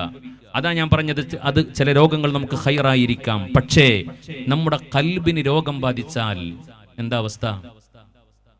ഞാൻ ചില കൽബിന്റെ ചില രോഗങ്ങൾ ഇത് പറയാൻ ഞാൻ അർഹനല്ലോ. ആ വിഷയം അതായതുകൊണ്ട് ഞാനൊന്ന് ഓടിച്ചു പോവുകയാണ്. നമ്മുടെ കൽബിനെ ബാധിക്കുന്ന ചില ക്യാൻസറുകളുണ്ട്, ട്യൂമറുകളുണ്ട്. അതിൽപ്പെട്ട ഏറ്റവും വലിയ ക്യാൻസറാണ് കിബിർ എന്ന് പറയുന്നത്. നമുക്ക് എത്ര ആൾക്ക് പറയാൻ കഴിയും എനിക്ക് കിബിറില്ല, ക്യാൻസർ ഇല്ല എന്ന് നമുക്ക് എല്ലാവർക്കും ധൈര്യമായിട്ട് പറയാം. എനിക്കിപ്പോൾ ക്യാൻസർ ഇല്ല എന്ന് വേണമെങ്കിൽ പറയാം. എനിക്ക് കിബിറില്ല എന്ന് പറയാൻ കഴിയുന്ന എത്ര ആളുകൾ നമ്മുടെ കൂട്ടത്തിലുണ്ട്? നിങ്ങൾ എന്നെ തെറ്റിദ്ധരിക്കരുത് കേട്ടോ, അതിൻ്റെ വഴതിൻ്റെ ശൈലിയാണ് നിങ്ങൾ മനസ്സിലാക്കിയാൽ മതി. നല്ലവരാണ് നിങ്ങളൊക്കെ. അള്ളാഹു എല്ലാവരെയും നന്നാക്കി തരട്ടെ. അള്ളാഹു ഈ സദസ്സിന്റെ ബറക്കത്ത് കൊണ്ട്, മഹാനായ തങ്ങളുപ്പാപ്പാന്റെ ബറക്കത്ത് കൊണ്ട് നമ്മളൊക്കെ സ്വാലിഹ്യങ്ങളാക്കി തരട്ടെ. എനിക്കൊരു കിബിറുമില്ല, എനിക്കൊരു അഹങ്കാരവുമില്ല, ഒരു അഹംഭാവവുമില്ല എന്ന് പറയാൻ നമുക്ക് കഴിയോ? അൽഹംദുലില്ലാ, നമുക്ക് രക്ഷപ്പെടാൻ കഴിയും. അള്ളാഹുവിന് തീരെ ഇഷ്ടമില്ലാത്ത സംഗതിയാണ് കിബിർ. അത് അള്ളാന്റെ മാത്രം അലങ്കാരമാണ്. ഇവിടെ ലോകത്ത് കിബിർ കാണിക്കാൻ അള്ളാഹ്ക്ക് മാത്രമേ പറ്റുള്ളൂ. അള്ളാഹു മുത്തക്കബ്ബിറാണ്, അല്ലേ? അസ്മാഉൽ ഹുസ്നയിലെ വളരെ പ്രധാനപ്പെട്ട നാമമാണ് മുത്തക്കബ്ബിർ. അള്ളാഹു അഹങ്കാരിയാണ്. അഹങ്കരിക്കാൻ അള്ളാഹുവിനെ യോഗ്യതയുള്ളൂ. അള്ളാന്റെ ഒരു പടപ്പിനും ഇവിടെ അഹങ്കരിക്കാൻ പറ്റൂല. എന്തിന്റെ പേരിലാണ് നമ്മൾ അഹങ്കരിക്കുന്നത്? ഗസാലി തങ്ങൾ പറഞ്ഞിട്ടുണ്ട്, അഹങ്കാരം തോന്നുന്നുണ്ടോ? ഒറ്റ കാര്യം ചിന്തിച്ചാൽ മതി, എവിടുന്നാണ് വരുന്നതെന്ന് ആലോചിച്ചാൽ മതി. വല്ലാത്ത വാക്കാണത്. 2 തവണയും നമ്മൾ കടന്നു വന്നത് മൂത്രനാളിയിലൂടെയാണ്. 2 തവണയും നമ്മൾ കടന്നു വന്നത് നജസുള്ള സ്ഥലത്തുകൂടെയാണ്. ഉപ്പാന്റെ മൂത്രനാളിയിലൂടെ, ഉമ്മാന്റെ നജസുള്ള പ്രദേശത്തുകൂടെയാണ് നമ്മൾ കടന്നു വന്നത്. എന്നിട്ട് വൽ ഇൻസാനു യതകബ്ബർ, അഹങ്കരിക്കേ. എന്ത് യോഗ്യതയാ? സമ്പത്തിന്റെ പേരിലോ, സൗന്ദര്യത്തിന്റെ പേരിലോ, തറവാടിന്റെ പേരിലോ, അല്ലെങ്കിൽ എന്തെങ്കിലും മറ്റെന്തെങ്കിലും ഭൗതികമായ അധികാരത്തിന്റെ പേരിലോ, ഒന്നിന്റെ പേരിലും അഹങ്കരിക്കാൻ നമുക്ക് അർഹതയില്ല. ഒരു മുഅ്മിനായ മനുഷ്യന്റെ ഏറ്റവും വലിയ ഗുണവിശേഷണം എന്ന് പറയുന്നത് കിബിറിന്റെ നേരെ ഓപ്പോസിറ്റുള്ള വിശേഷണമാണ്. അതിനാണ് തവാദു എന്ന് പറയുന്നത്, അഥവാ വിനയം എന്ന് പറയുന്നത്. ലോകത്തുള്ള എല്ലാ അമ്പിയാക്കളും മുത്തവാദിഈങ്ങളാണ്. ലോകത്തുള്ള എല്ലാ ഔലിയാക്കളും സ്വാലിഹീങ്ങളും ആരിഫീങ്ങളും തവാളുള്ളവരാണ്, വിനയാന്വിതരാണ്. അവർക്ക് ഖൽബിൽ കിബിറില്ല. കിബിർ കാണിച്ചോലൊക്കെ ലോകത്ത് നശിച്ചു പോയിട്ടുണ്ട്. നമ്മൾ സാധാരണ പറയാറുണ്ട് ഇബ്ലീസിന്റെ കഥ അല്ലേ? എന്താ ഇബ്ലീസിന്റെ പ്രശ്നം? ആരായിരുന്നു ഇബ്ലീസ്? എത്ര വലിയ ഷറഫുള്ള ആളായിരുന്നു! ഒറ്റ സ്വഭാവം കൊണ്ടല്ലേ അവൻ അധപ്പതിച്ചു പോയത്. അന ഖൈറും മിൻഹു എന്നാ പറഞ്ഞത്. ഞാൻ ആദമിനേക്കാൾ ഖൈറാൻ. അഹങ്കാരം വന്നു പോയി. ഖലഖ്തനീ മിൻ നാരിൻ വഖലഖ്തഹു മിൻ തുറാബ്. നീ എന്നെ പടച്ചത് തീയിൽ നിന്ന്, ആദമിനെ പടച്ചത് മണ്ണിൽ നിന്ന്. അതുകൊണ്ട് അവനേക്കാളും പ്രത്യേകത എനിക്കാണ് എന്ന് പറഞ്ഞുപോയി. ഒരിക്കലും അങ്ങനെ വർത്താനം പറയാൻ പറ്റൂല. ആ ചിന്ത കൽബിൽ വരാൻ പാടില്ല. അതിനാണ് അഹംഭാവം എന്ന് പറയാം. അഹംഭാവം എന്ന് പറഞ്ഞാൽ, അഹം എന്ന് പറഞ്ഞാൽ ഞാന്, ഭാവം എന്ന് പറഞ്ഞാൽ ഭാവം, ഞാൻ എന്ന് പറയുന്ന ഭാവം. ഞാനെന്ന് പറയുന്ന ഭാവം ഒഴിവാക്കിയിട്ട് അനാനിയത്തിൽ നിന്ന് ഹുവിയത്തിലേക്ക് നീങ്ങണമെന്നാണ് മഹാന്മാരായ സൂഫിയാക്കൾ പറയാ. അനാനിയത്തിൽ നിന്ന് ഹുവിയത്തിലേക്ക് പോകണം. ഹുവിയത്ത് എന്ന് പറഞ്ഞാൽ ഹുവ, അവൻ എന്ന ബോധം. അവൻ ആരാണ്? ഹു ആരാണ്? അല്ലാഹ്. ഖുൽ ഹുവല്ലാഹു അഹദ്. ഹു എന്ന് പറയുന്നത് അള്ളയാണ്. ആ അള്ള എന്ന് പറയുന്ന ബോധത്തിലൂടെ കടന്നു പോകണം. അനപ്പറിച്ചു മാറ്റണം. അനപ്പറിച്ചു മാറ്റാതെ നമുക്ക് രക്ഷപ്പെടാൻ കഴിയൂല. ഒരു മനുഷ്യന്റെ കൽബിൽ, അള്ളാന്റെ റസൂലാണ് പറഞ്ഞത്, ഒരു മനുഷ്യന്റെ കൽബിൽ ഒരു കടുക് മണിയോളം അണുമണി തൂക്കം കിബിറുണ്ടെങ്കിൽ ലാ യദ്ഖുലുൽ ജന്ന, അവൻ സ്വർഗത്തിൽ കടക്കൂലാന്ന് മുഹമ്മദ് മുസ്തഫ. അല്ലാഹു നമ്മളെ കിബിറിൽ നിന്ന് കാക്കട്ടെ. അല്ലാഹു നമ്മളെ കിബിറിൽ നിന്ന് കാക്കട്ടെ. എന്നിട്ട് മുത്തുനബി പറയാണ്, ലാ യദ്ഖുലുൽ നാറ, ലാ യദ്ഖുലുൻ നാറ മൻ കാന ഫീ ഖൽബിഹി മിസ്ഖാലു ഹബ്ബത്തി ഖർദലിൻ മിൻ ഈമാൻ. ഈമാനിന്റെ ഒരു ചെറിയ കണിക, ഈമാനിന്റെ ഒരു കടുക് മണിയോളം ഈമാൻ ഒരു മനുഷ്യന്റെ കൽബിലുണ്ടെങ്കിൽ അവൻ നരകത്തിൽ കടക്കില്ലെന്ന് മുഹമ്മദുർ റസൂലുള്ളാഹി. ഈ രണ്ട് ഹദീസുകളൊന്ന് കൂട്ടി വായിച്ചേ. നബി തങ്ങൾ പറയാണ്, കിബറുള്ളോന് സ്വർഗത്ത് കടക്കൂല, ഈമാനുള്ളോന് നരകത്തും കടക്കൂല. അതിന്റെ അർത്ഥം എന്താ? അതിന്റെ അർത്ഥം എന്താ? ഈമാനുള്ളോന്റെ കൽബിൽ കിബറുണ്ടാവൂല, കിബറുള്ളോന്റെ കൽബിൽ ഈമാൻ ഉണ്ടാവൂല. ഇത് പരസ്പര വിരുദ്ധമാണ്. ഈമാനുണ്ടോ കിബറുണ്ടാവൂല, കിബറുണ്ടോ ഈമാൻ ഉണ്ടാവൂല. അള്ളാഹു നമ്മളെ മുത്തവാളിങ്ങൾ ഉൾപ്പെടുത്തി തരട്ടെ. ഒരിക്കലും ഞാനെന്ന ഭാവത്തിൽ മുന്നോട്ട് പോയാൽ രക്ഷപ്പെടാൻ കഴിയൂല. മഹാനായ സുൽത്താനുൽ ആരിഫീൻ ശൈഖ് അഹ്മദുൽ കബീറുർ റിഫാഇ റളിയല്ലാഹു അൻഹു, അല്ലാഹുവിന്റെ ദർജ ഉയർത്തി കൊടുക്കട്ടെ. അല്ലാഹുവിന്റെ ബർക്കത്ത് നമ്മളെ നന്നാക്കി തരട്ടെ. മഹാനായ സുൽത്താനുൽ ആരിഫീൻ അഹ്മദുൽ കബീറുർ റിഫാഇ ഖൽബ് നന്നാക്കിയ വലിയ മഹാനല്ലേ,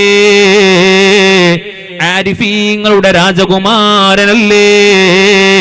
ഖൽബ് നന്നാക്കിയിട്ട് അള്ളാന്റെ റസൂലിനോടങ്ങ് ഇഷ്ക് വെച്ചിട്ട് അള്ളാന്റെ റസൂലിന്റെ ശറഫാക്കപ്പെട്ട ഖബർ ശരീഫിന്റെ അടുക്കൽ ചെന്നിട്ട്, എനിക്കൊന്ന് ചുംബിക്കണം നബിയേ, അങ്ങയുടെ കൈയൊന്ന് നീട്ടിത്തരുമോ എന്ന് പറഞ്ഞപ്പോ, നൂറ്റാണ്ടുകൾക്ക് മുമ്പ് വഫാത്തായി പോയ മുത്തുനബി സ്വല്ലല്ലാഹു അലൈഹി വസല്ലമ തങ്ങള് അവിടത്തെ ശറഫാക്കപ്പെട്ട കരങ്ങൾ നീട്ടിക്കൊടുത്ത് മതിവരോളം ചുംബിച്ച മഹാനായ റിഫാഇ തങ്ങളുടെ അടുക്കലേക്ക് ഒരാൾ വന്നിട്ട് പറയാണ്, റിഫാഇ തങ്ങളെ, എനിക്കൊന്ന് നന്നാവണം, എനിക്കൊന്ന് സ്വാലിഹാവണം, അതിനൊരു വഴി പറഞ്ഞു തരുമോ? റിഫാഇ തങ്ങൾ പറഞ്ഞു, നന്നാവണല്ലേ, ഞാൻ മരിച്ചാൽ നീ നന്നായിക്കോളും, ഞാൻ മരിച്ചാല് നീ നന്നായിക്കോളും. ഇത് കേട്ടിട്ട് ആ മനുഷ്യൻ പോയി. അവിടുന്ന് മാസങ്ങൾ കഴിഞ്ഞ് തിരിച്ചു വന്നു. റിഫാഇ തങ്ങളെ, ഞാൻ നന്നായിട്ടില്ല, നന്നാവണം, വല്ല വഴിയും പറഞ്ഞു തരണം. അപ്പോഴും മഹാനായ ശൈഖ് റിഫാഇ തങ്ങൾ പറഞ്ഞു, ഞാൻ മരിച്ചാൽ നന്നായിക്കോളും എന്ന് പറഞ്ഞു. ഒന്നും പറഞ്ഞില്ല, തിരിച്ചു പോയി. റിഫാഇ തങ്ങൾ മരിക്കണമില്ല, മൂപ്പര് നന്നാവണമില്ല. പിന്നെയും വന്നു. റിഫാഇ തങ്ങളെ എനിക്ക് നന്നാവണം വഴി പറഞ്ഞു തരുമോ? മഹാനായ ശൈഖ് റിഫാഇ തങ്ങൾ പറഞ്ഞു, ഞാൻ മരിച്ചാൽ നീ നന്നായിക്കോളും.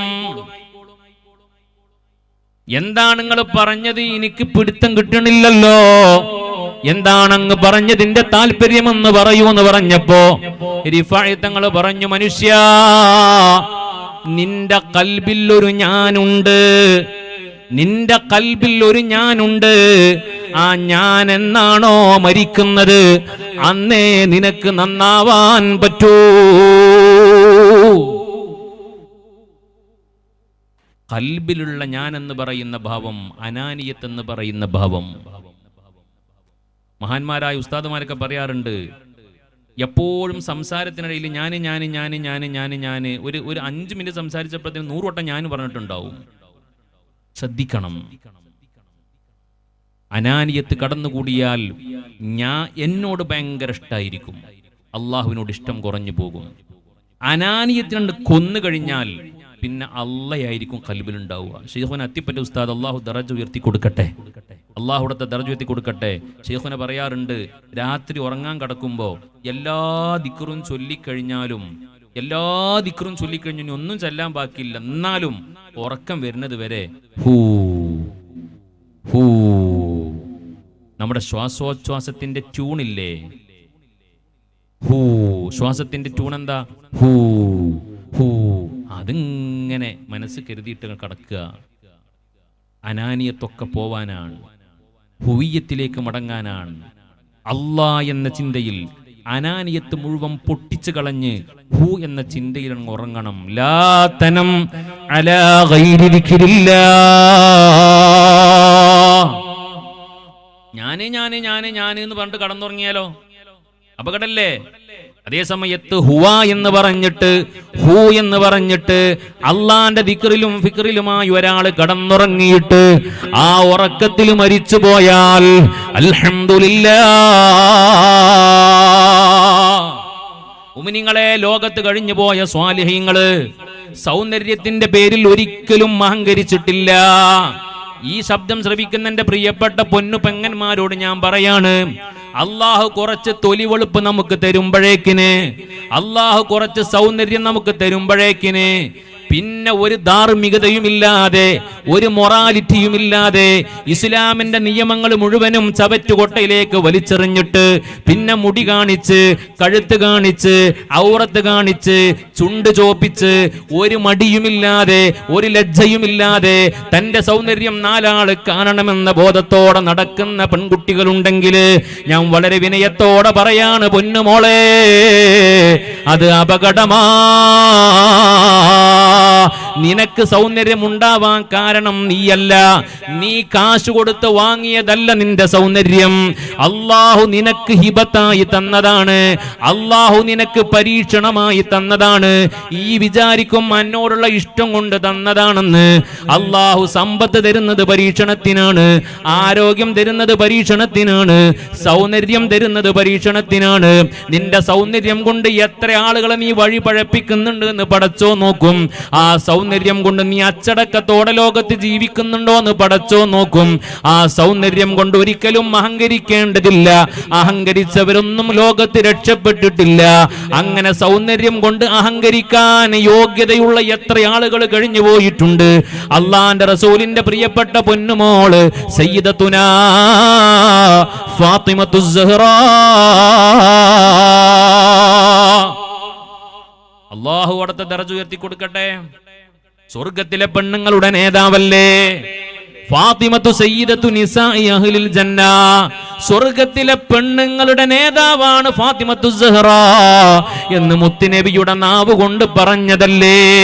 എന്റെ ഉമ്മമാരെ, തന്റെ 33-ാമത്തെ വയസ്സിലല്ലേ ഫാത്തിമ ബീവി ലോകത്തോട് ഇവിടെ പറയുന്നത്. എന്തൊരു മൊഞ്ചായിരുന്നു, എന്തൊരു സൗന്ദര്യമായിരുന്നു. അള്ളാന്റെ റസൂല് ലോകം കണ്ട സുന്ദരനാണ്.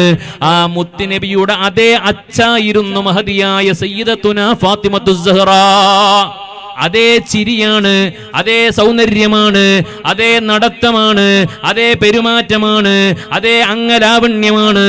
സുബ്ഹാനല്ലാഹ്, 33 കൊല്ലം സുന്ദരിയായി, സുന്ദരിയായി ലോകത്ത് ജീവിച്ചിട്ട് അവിടത്തെ ഔറത്ത് അള്ളാന്റെ റസൂൽ എന്ന് പറയുന്ന പ്രിയപ്പെട്ട ഉപ്പയല്ലാത്ത, അവിടത്തെ പ്രിയപ്പെട്ട ഭർത്താവാകുന്ന അലി ഇബ്നു അബീ ത്വാലിബ് അല്ലാത്ത മറ്റൊരു അന്യ പുരുഷനും കണ്ടിട്ടില്ല. ഈ വർത്തമാന കാലത്ത് ഇത് പറയുമ്പോ പറയുന്നവരെ ട്രോളുമെന്ന് നമുക്കറിയാം. നിങ്ങളൊക്കെ ഏതോ ലോകത്ത് ജീവിക്കേണ്ട ആളാണെന്ന് നിങ്ങൾ പറഞ്ഞേക്കാം. പക്ഷെ ഇത് അള്ളാന്റെ ദീനായതുകൊണ്ട് ഞാൻ പറയാണ്, എന്റെ പ്രിയപ്പെട്ടവരെ, എത്ര ലോകം പുരോഗതി പ്രാപിച്ചാലും, ഇൻഫർമേഷൻ ടെക്നോളജി എത്ര ഡെവലപ്പ് ചെയ്താലും, ദീനിന്റെ നിയമം എന്നും നിയമമാണ്. എല്ലാവരും ഒരു ഹറാമ് ചെയ്യുന്നുണ്ട് എന്ന് വിചാരിച്ചിട്ട് നമുക്കത് ഒരിക്കലും ഹറാമാകൂല. നാട്ടുകാര് മുഴുവൻ കള്ളുടിക്കുന്നുണ്ടെന്ന് വിചാരിച്ചിട്ട് കള്ളുകൂടി ഹലാലാവൂല. നാട്ടില് മുഴുവനും സൗന്ദര്യ പ്രദർശനം ഫാഷനായി മാറിയിട്ടുണ്ടെങ്കിൽ അത് ഹലാലായിട്ടുണ്ടെന്ന് നീ വിചാരിക്കണ്ട. അല്ലാഹു സുബ്ഹാനഹു വ തആല സമ്പത്ത് കൊണ്ട് പരീക്ഷിക്കും പോലെ, ആരോഗ്യം കൊണ്ട് പരീക്ഷിക്കും പോലെ, സൗന്ദര്യം കൊണ്ട് പരീക്ഷിക്കുമെന്നാണ്. നല്ലോണം ശ്രദ്ധിക്കണം. അതിന്റെ പേരിൽ അഹങ്കാരം വേണ്ട. ആരെയും നമ്മൾ പഴപ്പിക്കാൻ നോക്കണ്ട. ആരും നമ്മളെ കൊണ്ട് പഴച്ചു പോവണ്ട. നിങ്ങൾക്കറിയുമോ, 7 വിഭാഗം ആളുകൾക്ക് അർശിന്റെ നിഴലുണ്ടാകുമെന്ന് മുഹമ്മദ് മുസ്തഫ. 7 വിഭാഗം ആളുകൾക്ക് അർശിന്റെ നിഴലുണ്ടാകും. അതിൽ ഒരു വിഭാഗം ആരാ? ഒരു പെണ്ണ്, ദാത്തു മൻസബിൻ വ ജമാൽ, നല്ല കുലീനതയുള്ള, നല്ല തറവാട്ടുകാരിയായ, നല്ല സൗന്ദര്യമുള്ളൊരു പെണ്ണ്. ആ പെണ്ണ് ഹറാമിന് വേണ്ടി ക്ഷണിക്കുമ്പോ, ഒരു പുരുഷനെ ക്ഷണിക്കുമ്പോ, ആ പുരുഷൻ പറയുകയാ, ഇന്നി അഖാഫുല്ലാഹ്, എനിക്കിന്റെ റബ്ബിനെ പേടിയാണ് എന്നൊരു പുരുഷൻ പറഞ്ഞാൽ അൽഹംദുലില്ലാഹ്, ഓനവിടെ എന്തുണ്ടാകും? അർശിന്റെ നിഴൽ കിട്ടും മഹ്ശറയിൽ എന്ന് മുഹമ്മദുർ റസൂലുള്ളാഹി. എല്ലാവർക്കും ഇതിന് കഴിയൂല്ലാതാ പ്രശ്നം. അള്ളാഹു നമ്മളെ കാത്തുരക്ഷിക്കട്ടെ. വല്ലാത്തൊരു ലോകത്തെ ആഖിർ സമാനിലാ നമ്മൾ ജീവിക്കുന്നത്. ഹറാമുകളുടെ കൂത്തരങ്ങാണ് ഇന്ന് നടന്നുകൊണ്ടിരിക്കുന്നത്. ഒന്നിന്റെ പേരിൽ നമ്മൾ അഹങ്കരിക്കണ്ട. ആരോഗ്യത്തിന്റെ പേരിൽ എന്തിനാണ് അഹങ്കാരം? നമുക്ക് വലിയ ആരോഗ്യമുണ്ട്, നമുക്കറിയോല എത്ര ആരോഗ്യമുള്ള ആളുകൾ ഇന്ന് ഖബറിൽ കിടക്കുന്നുണ്ട്. സുബ്ഹാനല്ലാഹ്, നമ്മുടെ കൂടെ കളിച്ച് ചിരിച്ച് നടന്നവരില്ലേ? നമ്മുടെ കൂട്ടുകാരില്ലേ? സഹപാഠികളില്ലേ? കുടുംബക്കാരില്ലേ? എത്ര ആരോഗ്യമുള്ളവരാണ് ഖബറിലേക്ക് പോയത്? എന്റെ പ്രിയപ്പെട്ടവരെ, ആരോഗ്യമെന്ന് പറയുന്നത് അള്ളാഹുവിന് വഴിപ്പെടാനുള്ളതാണ്. ആരോഗ്യമുണ്ടെന്ന് വിചാരിച്ചിട്ട് ഇസ്ലാമിക വിരുദ്ധ പ്രവർത്തനങ്ങൾ നടത്താനുള്ളതല്ല ആരോഗ്യമെന്ന് പറയുന്നത്. അള്ളാഹു നമുക്ക് തന്ന ആരോഗ്യത്തെ പറ്റി നാളെ നല്ലോണം ചോദിക്കപ്പെടും. ചോദിക്കൂലേ? ചോദിക്കുമല്ലോ. വഅൻ ശബാബിഹി, ആലോചിച്ചോക്കിയേ, നിന്റെ വയസ്സുകാലം എങ്ങനെ ചെലവഴിച്ചു എന്ന് അല്ല അള്ളാഹു ആദ്യം ചോദിക്കുക. നബി തങ്ങൾ പറഞ്ഞിട്ടുണ്ട്, ഹദീസ് ഒന്ന് പരിശോധിച്ച് നോക്കിയേ, ലാ തസൂലു ഖദമ അബ്ദിൻ ഹത്താ യുസ്അല അൻ അർബഇൻ, 4 കാര്യങ്ങളെ പറ്റി വിചാരണ ചെയ്യപ്പെടാതെ കാലങ്ങോട്ട് മാറ്റിച്ചവിട്ടാൻ അള്ളാഹു സമ്മതിക്കൂല എന്ന് മുഹമ്മദ് മുസ്തഫ.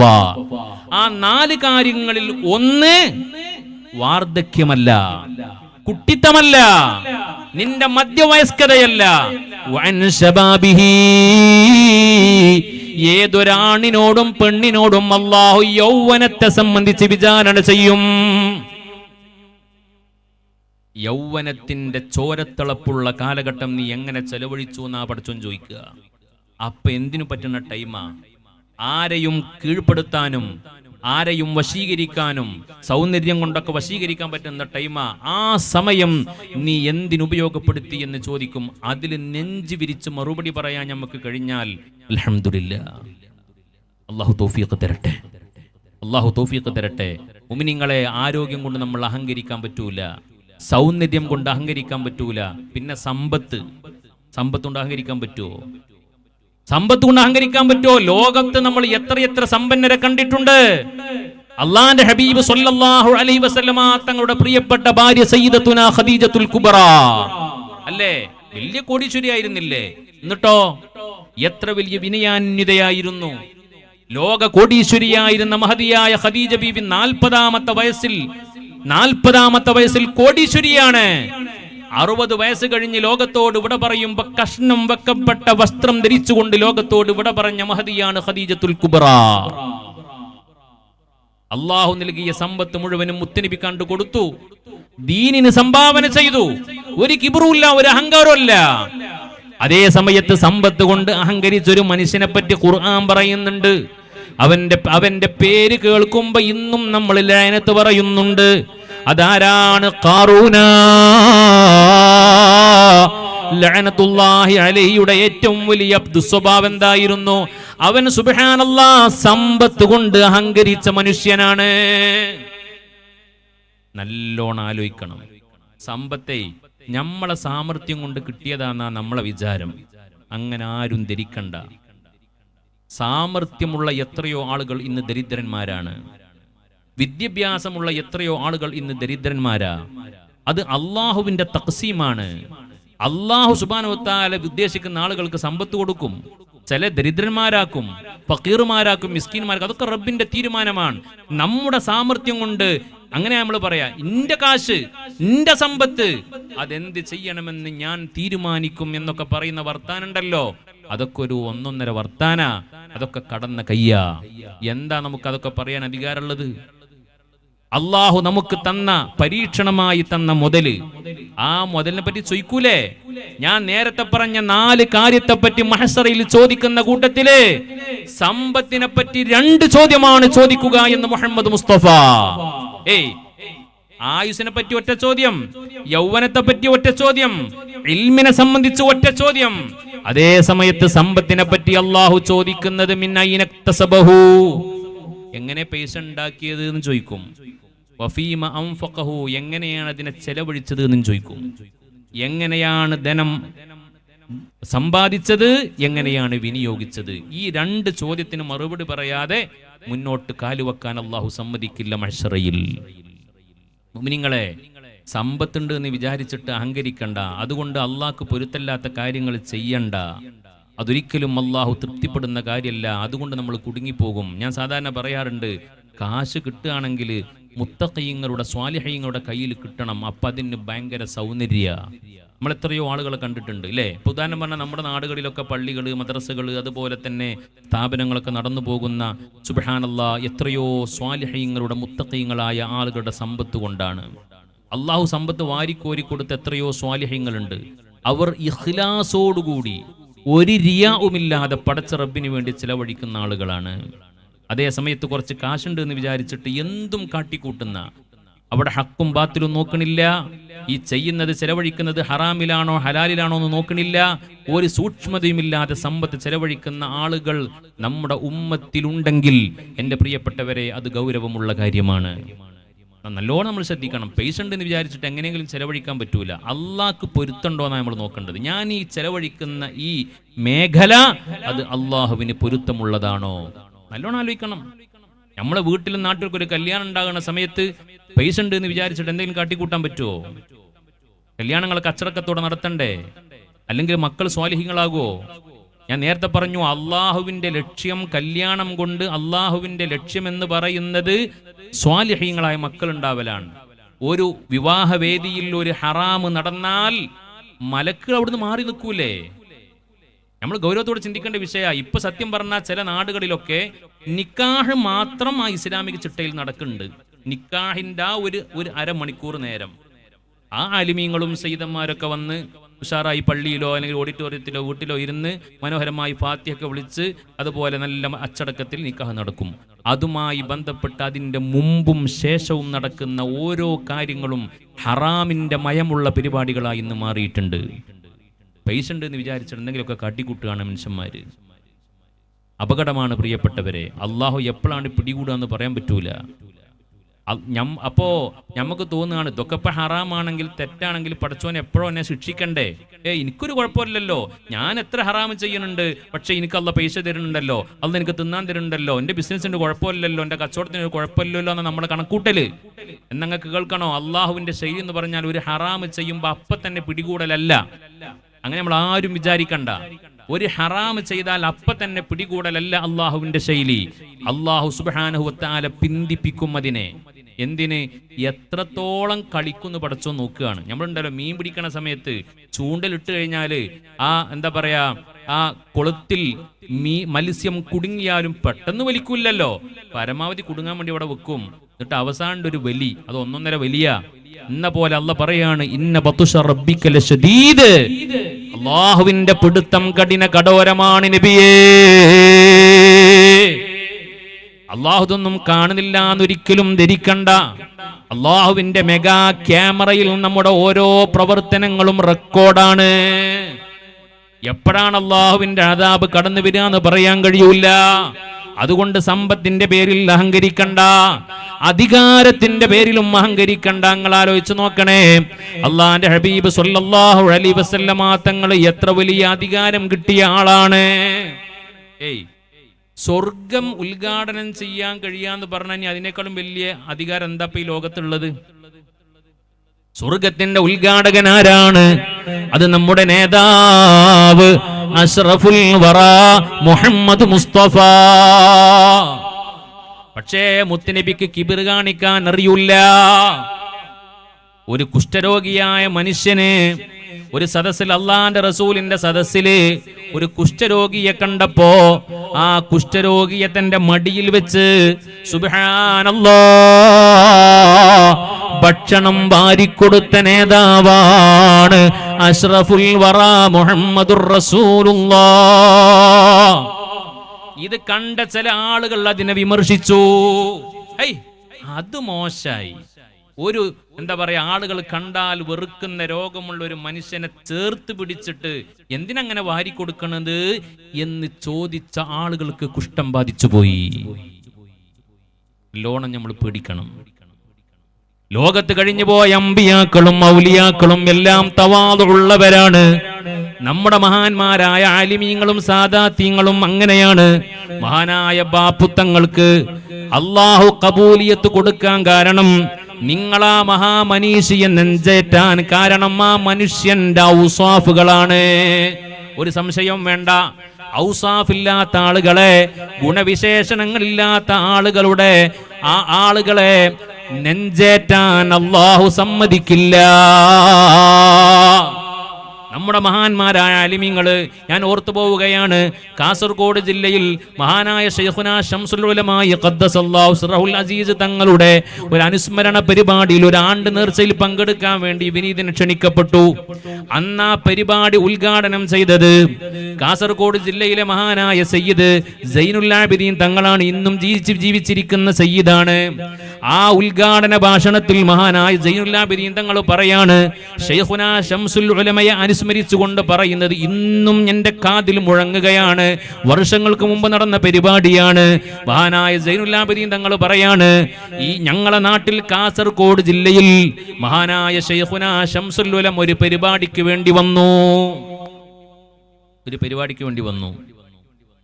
പരിപാടി കഴിഞ്ഞിട്ട് വെള്ളിമാട് കുന്നിലുള്ള തന്റെ വീട്ടിൽ, കോഴിക്കോട് വെള്ളിമാട് കുന്നിലേക്കുള്ള തന്റെ വീട്ടിൽ കാറിൽ കൊണ്ടാക്കി കൊടുത്തത് ഞങ്ങളാണ്. തങ്ങൾ പറയാണ്, തങ്ങൾ പറയുന്നുണ്ട്, ആ കാറിൽ ഞങ്ങൾ മഹാനായ ശൈഖുനാ ശംസുൽ ഉലമയെ കൊണ്ടുപോയപ്പോ, കാസർഗോഡ് അന്ന് വർഷങ്ങൾക്ക് മുമ്പ് ഒരു അംബാസഡർ കാറിൽ മഹാനായ ശൈഖുനാ ശംസുൽ ഉലമയെ കൊണ്ടുപോയപ്പോ ആ കാറിന്റെ ബാക്ക് സീറ്റിൽ ഇരുന്നു കൊണ്ട് മഹാനായ ശൈഖുനാ ശംസുൽ ഉലമ എത്രയോ മണിക്കൂറുകളാണ് യാത്ര ചെയ്തത്. ഒരിക്കൽ പോലും ആ കാറിന്റെ സീറ്റിലൊന്ന് ചാരി ഇരുന്നില്ല. ഒരു വിനയമുള്ള അടിമയായി, ഒരു വിനയാന്വിതനായ മനുഷ്യനായി കുനിഞ്ഞുകൊണ്ടാണ് ആ കാറിന്റെ സീറ്റിലിരുന്നത്, കോഴിക്കോട് വെള്ളിമാട് കുന്നെത്തുന്നത് വരെ. ഇത് ഞാൻ ആരെങ്കിലും കേട്ടിട്ട് പറയല്ല, എന്റെ ചെവി കൊണ്ട് ഞാൻ കേട്ട വർത്താനാണിത്. മുഅ്മിനീങ്ങളെ, കാറിന്റെ സീറ്റിൽ ചാരി ഇരിക്കുക എന്ന് പറഞ്ഞാൽ അതൊരു തെറ്റായ സംഗതിയാണോ? അല്ലല്ലോ, അതൊരു ജായിസായ സംഗതിയല്ലേ, അനുവദനീയമായ സംഗതിയല്ലേ. പക്ഷേ മഹാന്മാർക്ക് വല്ലാത്ത സൂക്ഷ്മതയാണ്. ഞാനിങ്ങനെ വലിയൊരു അംബാസഡർ കാറില് ചാരിങ്ങനെ ഇരുന്ന് പോയാൽ എന്റെ കൽബിൽ വല്ല കിബറും കടന്നുകൂടുമോ എന്ന പേടിയാ.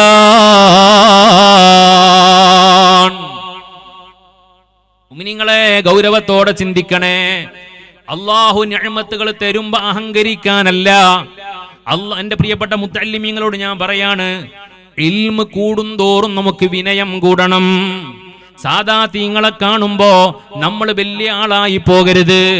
അവരെ കാണുമ്പോൾ ആദരിക്കണം, ബഹുമാനിക്കണം. എനിക്ക് വലിയ സന്തോഷമായി. മഹാനായ തങ്ങളുപ്പാപ്പ നേരത്തെ അങ്ങോട്ടെന്തോ ആവശ്യത്തിന് പോയി. ആദ്യമായിട്ട് സദസ്സിലേക്ക് വരികയല്ല. തങ്ങളുപ്പാപ്പ അവിടുന്ന് വരുന്ന സമയത്ത് കണ്ടപ്പോ ഈ മക്കൾ എഴുന്നേറ്റ് നിൽക്കുകയാണ്. എന്റെ മനസ്സ് നിറഞ്ഞുപോയി. അള്ളാഹുവിടെ ഉസ്താദുമാർക്ക് വലിയ തൗഫീഖ് പ്രദാനം ചെയ്യട്ടെ. ബഹുമാനപ്പെട്ട നജീബ് യമാനി ഉസ്താദിന്റെ നേതൃത്വത്തിലാണ് ആ മക്കൾ തർബിയത്തിലായി വളരുന്നത്. അള്ളാഹുവേ, അൻവാറുൽ ഹുദയ നീ ഉയരങ്ങളിൽ നിന്ന് ഉയരങ്ങളിലേക്ക് നയിക്കണമേ റഹ്മാനെ. എന്റെ മക്കളോട് ഞാൻ പറയാണ്, നമ്മളോടൊക്കെ ഉസ്താദുമാര് പറഞ്ഞത് എന്താണെന്നറിയോ? ഈ നിൽക്കുന്ന മാവില്ലേ, ഈ മാവിൽ എത്ര മാമ്പഴങ്ങളുണ്ട്, ആ മാമ്പഴങ്ങൾ കൂടുന്നതിനനുസരിച്ച് അതിന്റെ ഭാരം കൊണ്ട് ചില്ലകൾ താഴോട്ട് തൂങ്ങും പോലെ നമുക്ക് ഇൽമു വർദ്ധിക്കുന്നതിനനുസരിച്ച് നമുക്ക് തഫ്സീറും ഫിഖ്ഹും ഉസൂലും ഹദീസും തസവ്വുഫും ഒക്കെ നമ്മൾ പഠിക്കും. അതുപോലെ ആർട്സ് വിഷയങ്ങൾ, ഭൗതിക വിഷയങ്ങൾ നമ്മൾ പഠിക്കും. അതിനനുസരിച്ച് നമ്മൾ താഴണം. ഒരു മാമ്പഴമുള്ള കൊമ്പ് താഴുന്നത് പോലെ ഇൽമുള്ള നമ്മൾ താന്നുകൊണ്ടിരിക്കണം. മാ തവാളഅ ലില്ലാഹ് മാ തവാളഅ അഹദുൻ ലില്ലാഹി ഇല്ലാ റഫഅഹുല്ലാഹ്. അള്ളാഹ്ക്ക് വേണ്ടിയാണോ ഒരാൾ വിനയം കാണിച്ചതെങ്കിൽ റബ്ബർ പന്ത് പോലെ ആ മനുഷ്യനെ അള്ളാഹു ഉയർത്തുമെന്ന് മുഹമ്മദ് മുസ്തഫ. മഹാനായ ശൈഖുന ശംസുൽ ഉലമാ എന്ന് പറഞ്ഞാല് പേര് പോലും പറയാൻ ആവശ്യമില്ലാത്ത വിധം ആ മനുഷ്യൻ നമ്മുടെ നെഞ്ചകത്ത് സ്ഥാനം പിടിച്ചിട്ടുണ്ട്. അതിന്റെ കാരണം അവിടത്തെ ഔസാഫുകളാണ്, അവിടത്തെ ഗുണവിശേഷണങ്ങളാണ്. മഹാനായ പാണക്കാട് സയ്യിദ് മുഹമ്മദ് അലി ശിഹാബ് തങ്ങള്, അള്ളാഹു അവരുടെ ദർജ ഉയർത്തി കൊടുക്കട്ടെ. ആമീൻ പറഞ്ഞേ. അള്ളാഹു മഹാനായ പാണക്കാട് മുഹമ്മദ് അലി ശിഹാബ് തങ്ങള്, ഉമർ അലി തങ്ങള്, ഹൈദർ അലി തങ്ങള്, അതുപോലെ പുകോയ തങ്ങള്, കഴിഞ്ഞു പോയ മഹാരഥന്മാർ എല്ലാവരുടെയും ദർജ ഉയർത്തി കൊടുക്കട്ടെ. മഹാനായ ശിഹാബ് തങ്ങളും ശൈഖുന ശംസുൽ ഉലമയും ഒരു പരിപാടിയിൽ പങ്കെടുത്താൽ, ഉസ്താദുമാര് പറയുന്നത് കേട്ടിട്ടുണ്ട്, ഒരു പരിപാടിയിൽ പങ്കെടുത്താൽ പരിപാടി കഴിഞ്ഞിട്ട് തിരിച്ചു പോകുമ്പോ ശൈഖുന ശംസുൽ ഉലമായി ഖദ്ദസല്ലാഹു സിർറഹുൽ അസീസ് തന്റെ ഡ്രൈവറോട് പറയൂത്രേ, പിന്നെ നിർത്ത്, വണ്ടി എടുക്കാൻ വരട്ടെ, തങ്ങളെ വണ്ടി കൊണ്ട് മുന്നിൽ പോയിക്കോട്ടെ, നമുക്ക് പിന്നിൽ പോകാം. ഇതിന്റെ പേരാണ് തവാദുഅ്, ഇതിന്റെ പേരാണ് വിനയം. മുഅ്മിനീങ്ങളെ, ഇൽമു കൊണ്ട് എന്തുകൊണ്ടും മുന്നിൽ നടക്കാൻ യോഗ്യതയുള്ള ആളാണ് മഹാനായ ശൈഖുന ശംസുൽ ഉലമാ. ഈ നൂറ്റാണ്ട് കണ്ട വലിയ മുജദ്ദിദ, വലിയ മഹാനാണ്. പക്ഷേ പാണക്കാട്ടെ സാദാത്യങ്ങളായ മഹാനായ മുഹമ്മദ് അലി ശിഹാബ് തങ്ങളുടെ മുന്നിൽ പോവാൻ, വാഹനത്തിൽ സഞ്ചരിക്കാൻ ശൈഖുന ശംസുൽ ഉലമക്ക് ധൈര്യമില്ല. നമ്മുടെ മഹാന്മാരൊക്കെ അങ്ങനെയാണ്. നമ്മുടെ സാദാത്യങ്ങളും ആ വിനയമാണ് പഠിപ്പിച്ചത്. മഹാനായ ശൈഖുന അത്തിപ്പറ്റ ഉസ്താദിനെ നമ്മൾ പലപ്പോഴും കണ്ടതാണ്. അത്തിപ്പറ്റ ഉസ്താദിനെ സദസ്സിൽ വെച്ച് പറയുമ്പോൾ അതിന് വേറൊരു പ്രത്യേകതയുണ്ട്. അൻവാറിന്റെ വളർച്ചയിൽ മഹാനായ ശൈഖുന അത്തിപ്പറ്റ ഉസ്താദിന്റെ പങ്ക് വളരെ വലുതാണ്. ഞാനത് അടുത്തറിയുന്നത് മഹാനായ പൂക്കോയ തങ്ങൾ ഉപ്പാപ്പാന്റെ അടുത്ത് നിന്നാണ്.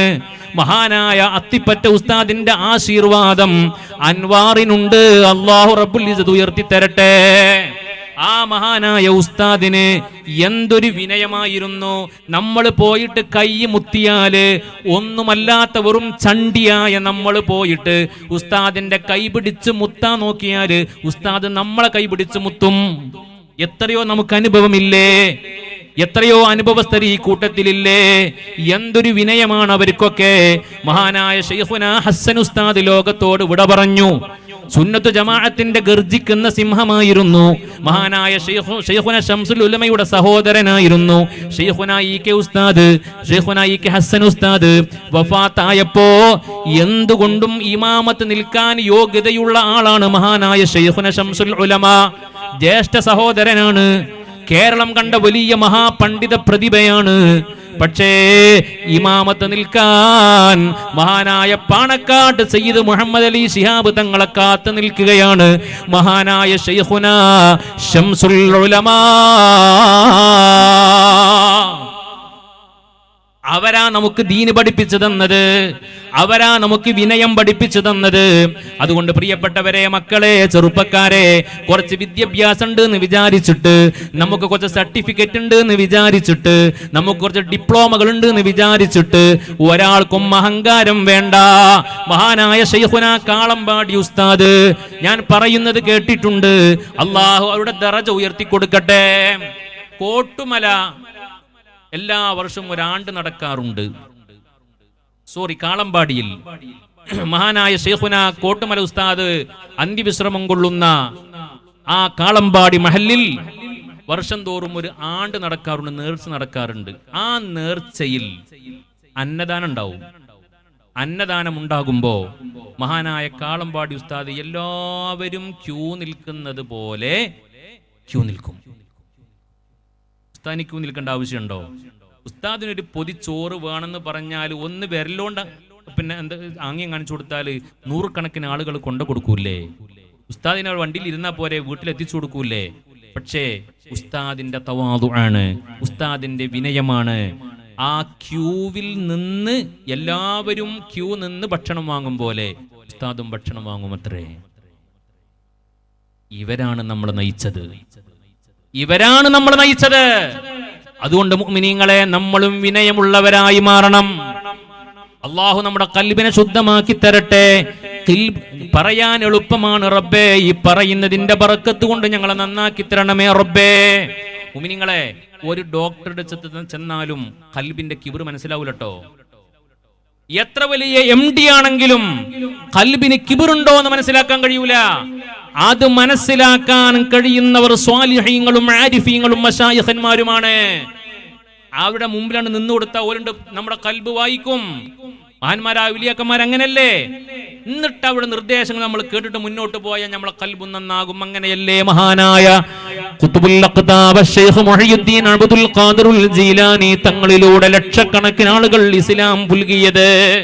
കുപ്പീനകത്തുള്ള വസ്തുവിനെ പോലെ കാണാം ഞാൻ നിന്നോടെ കൽഭാഗം എന്നോവർ. ഇതാണ് മശായിഖന്മാരുടെ പണി. ഒരാൾ അടുത്തേക്കൊണ്ട് വന്നാൽ ഖൽബിൽ എന്താണ് ഉള്ളത് എന്നറിയും. അള്ളാന്റെ റസൂലിന്റെ ചര്യയാണത്, അള്ളാന്റെ റസൂലിന്റെ മാതൃകയാണത്. നിങ്ങൾ ഉസ്താദുമാര് വഅദ് പറയുമ്പോ കേട്ടിട്ടില്ലേ റസൂലുള്ളാന്റെ വ്യത്യസ്ത ഹദീസുകള്? ചില സ്വഹാബികൾ റസൂലുള്ളാനോട് വന്നിട്ട് ചോദിക്കും, നബിയേ ഒന്ന് വസിയ്യത്ത് തരുമോ, എന്തെങ്കിലും ഉപദേശം തരുമോ? അപ്പോ ഒരാളോട് നബി തങ്ങൾ പറയും, എന്റെ മാനം ബാപ്പാനി പോയി നോക്കിക്കോന്ന് പറയും. ഇതേ ചോദ്യം വേറൊരു സ്വഹാബി വന്നിട്ട് ചോദിച്ചാല് നബി തങ്ങൾ പറയും, പിന്നെ അംലിക് അലൈക ലിസാനക, നാവിനെ സൂക്ഷിച്ചോ എന്ന് പറയും. നാവിനെ സൂക്ഷിച്ചോ എന്ന് പറയും. വേറെ ആരെങ്കിലും വന്നിട്ട് ചോദിച്ചാല് അയൽവാസികളുടെ കാര്യത്തിൽ നീ റബ്ബിനെ സൂക്ഷിച്ചോ എന്ന് പറയും. ചോദ്യം ഒരേ ചോദ്യമാണ്, ചോദിക്കുന്ന ആളുകൾ വ്യത്യസ്തമാണ്, വ്യത്യസ്ത മറുപടിയാണ്. എന്താ കാരണം? ഓരോരുത്തരും നബി തങ്ങളോട് ചോദിക്കുമ്പോ അവരുടെ ഖൽബിലേക്ക് നോക്കി ഓർക്ക് എന്താണോ ആവശ്യമുള്ളത് അത് കൊടുക്കുന്ന ആളായിരുന്നു മുഹമ്മദ് മുസ്തഫ. ഉമ്മനെ നോക്കണം എന്ന് പറഞ്ഞ ആള് ഉമ്മനെ നോക്കണില്ല. അപ്പൊ ഓന് വിജയിക്കാൻ വേണ്ടത് എന്താണ്? ആ മനുഷ്യന് വിജയിക്കാൻ വേണ്ടത് ഉമ്മനെ നോക്കലാണ്. അപ്പൊ റസൂലുള്ളാഹി പറയും ഉമ്മനെ നോക്കാൻ പറയും. നാവിനെ സൂക്ഷിക്കണമെന്ന് പറഞ്ഞു അല്ലാഹുവിന്റെ ഹബീബ്. നാവിനെ തീരെ ശ്രദ്ധിക്കാത്ത ആളാണ്. അപ്പൊ അവർക്ക് വേണ്ടത് നാവിനെ സൂക്ഷിക്കലാണ്. ആ ഉപദേശം കൊടുക്കും. ഇങ്ങനെ മഹാന്മാരുമായി ബന്ധപ്പെടുമ്പോ അവർ ഖൽബ് വായിച്ചുകൊണ്ട് നമുക്ക് ഉപദേശങ്ങൾ തരുമ്പോ അതനുസരിച്ചുകൊണ്ട് മുന്നോട്ട് പോകുമ്പോ എന്റെ പ്രിയപ്പെട്ടവരെ, നമ്മുടെ ഖൽബ് ഇങ്ങനെ തെളിഞ്ഞു വരും. അതാണ് ഞാൻ പറഞ്ഞത്, ഒരു നാട്ടിൽ ഒരു സ്വാലിഹുണ്ടെന്നറിഞ്ഞാൽ ആ മനുഷ്യനെ പോയി ഒന്ന് കാണണം. ഒന്ന് കൈ കൊടുക്കണം, ഒന്ന് മുസാഫഹത്ത് ചെയ്യണം, ഒന്ന് ഉപദേശം ചോദിക്കണം. അങ്ങനെ മഹാന്മാരായ സ്വാലിഹീങ്ങളുടെ ഒരു വാക്ക് കിട്ടിയാൽ, ഒരു ദുആ കിട്ടിയാൽ, ഒരു സ്പർശനം കിട്ടിയാൽ, അവരുടെ ഒരു ബാക്കി വെള്ളം കിട്ടിയാൽ അൽഹംദുലില്ലാ അത് നമുക്ക് നന്നാവാൻ കാരണമാകും. നേരത്തെ അവിടുന്ന് ഹുദവി ഉസ്താദ് പറഞ്ഞു മഹാനായ സുൽത്താനുൽ ഹിന്ദ് ഖാജാ തങ്ങളെ പറ്റി. ഖാജാ തങ്ങൾ എങ്ങനെയാണ് വലിയ മഹത്വത്തിന്റെ രാജപാതയിലേക്ക് കയറിപ്പോയത്? ഖാജാ തങ്ങളിലൂടെ 90 ലക്ഷം ആളുകളാണ് ഇസ്ലാമിലേക്ക് കടന്നു വന്നത്. എത്ര? 90 ലക്ഷം ആളുകളാണ് ഖാജാ തങ്ങളിലൂടെ ഇസ്ലാമിലേക്ക് കടന്നു വന്നത്. ആ ഖാജാ തങ്ങളുടെ ഉയർച്ചയുടെ കാരണം ഒരു മഹാനായ ആരിഫായ അവിടത്തെ ശൈഖായ മഹാനായ ഒരു സൂഫിയുടെ കയ്യിൽ നിന്ന് ഒരു തുണ്ട് റൊട്ടിയുടെ കഷ്ണം കിട്ടിയതാണ്. അതണ്ട് കഴിച്ചു. അപ്പൊ അവരുടെ ഹാലണ്ട് മാറി, കൽബണ്ട് ശുദ്ധിയായി. പറഞ്ഞു വന്നത് കൽബ് നന്നാക്കാനുള്ള വഴി സ്വാലിഹീങ്ങളോട് ചേർന്ന് നിൽക്കലാണ്. കൽബിൽ കിബിർ പറ്റൂല. രണ്ടാമത് നമ്മുടെ കൽബിനെ ബാധിക്കുന്ന ഏറ്റവും വലിയ രണ്ടാമത്തെ ക്യാൻസർ എന്ന് പറയുന്നത് ഹസദാണ്. പ്രിയപ്പെട്ടവരെ, ഞാൻ ദീർഘമായി സംസാരിക്കുന്നില്ല.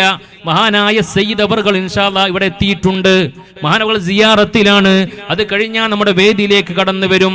ഞാൻ പറയുന്നത് രണ്ടാമത്തെ ഏറ്റവും വലിയ ക്യാൻസർ എന്ന് പറയുന്നത് ഹസദാണ്. ഹസദുള്ള ഒരു മനുഷ്യന് രക്ഷപ്പെടാൻ കഴിയില്ലെന്ന് മുഹമ്മദുർ റസൂലുള്ളാഹി, അള്ളാന്റെ റസൂൽ കൃത്യമായി പറഞ്ഞതാണ്. മഹാനായ സയ്യിദ് മാനുത്തങ്ങൾ അല്ലാഹു ആഫിയത്തുള്ള ദീർഘായുസ്സ് കൊടുക്കട്ടെ. അള്ളാഹു ഈ ഉമ്മത്തിനെ ഒരുപാട് കാലം മുന്നിൽ നിന്ന് നയിക്കാനുള്ള തൗഫീഖ് അള്ളാഹു കൊടുക്കട്ടെ. ഈ മഹത്തായ സദസ്സിനെ അനുഗ്രഹിക്കാൻ ഈ മഹത്തായ വേദിയിലേക്ക് കടന്നു വരികയാണ്. അല്ലാഹു അക്ബർ, അല്ലാഹു അക്ബർ, അല്ലാഹു അക്ബർ, ലാ ഇലാഹ ഇല്ലല്ലാഹു, അല്ലാഹു അക്ബർ, അല്ലാഹു അക്ബർ, വലില്ലാഹിൽ ഹംദ്.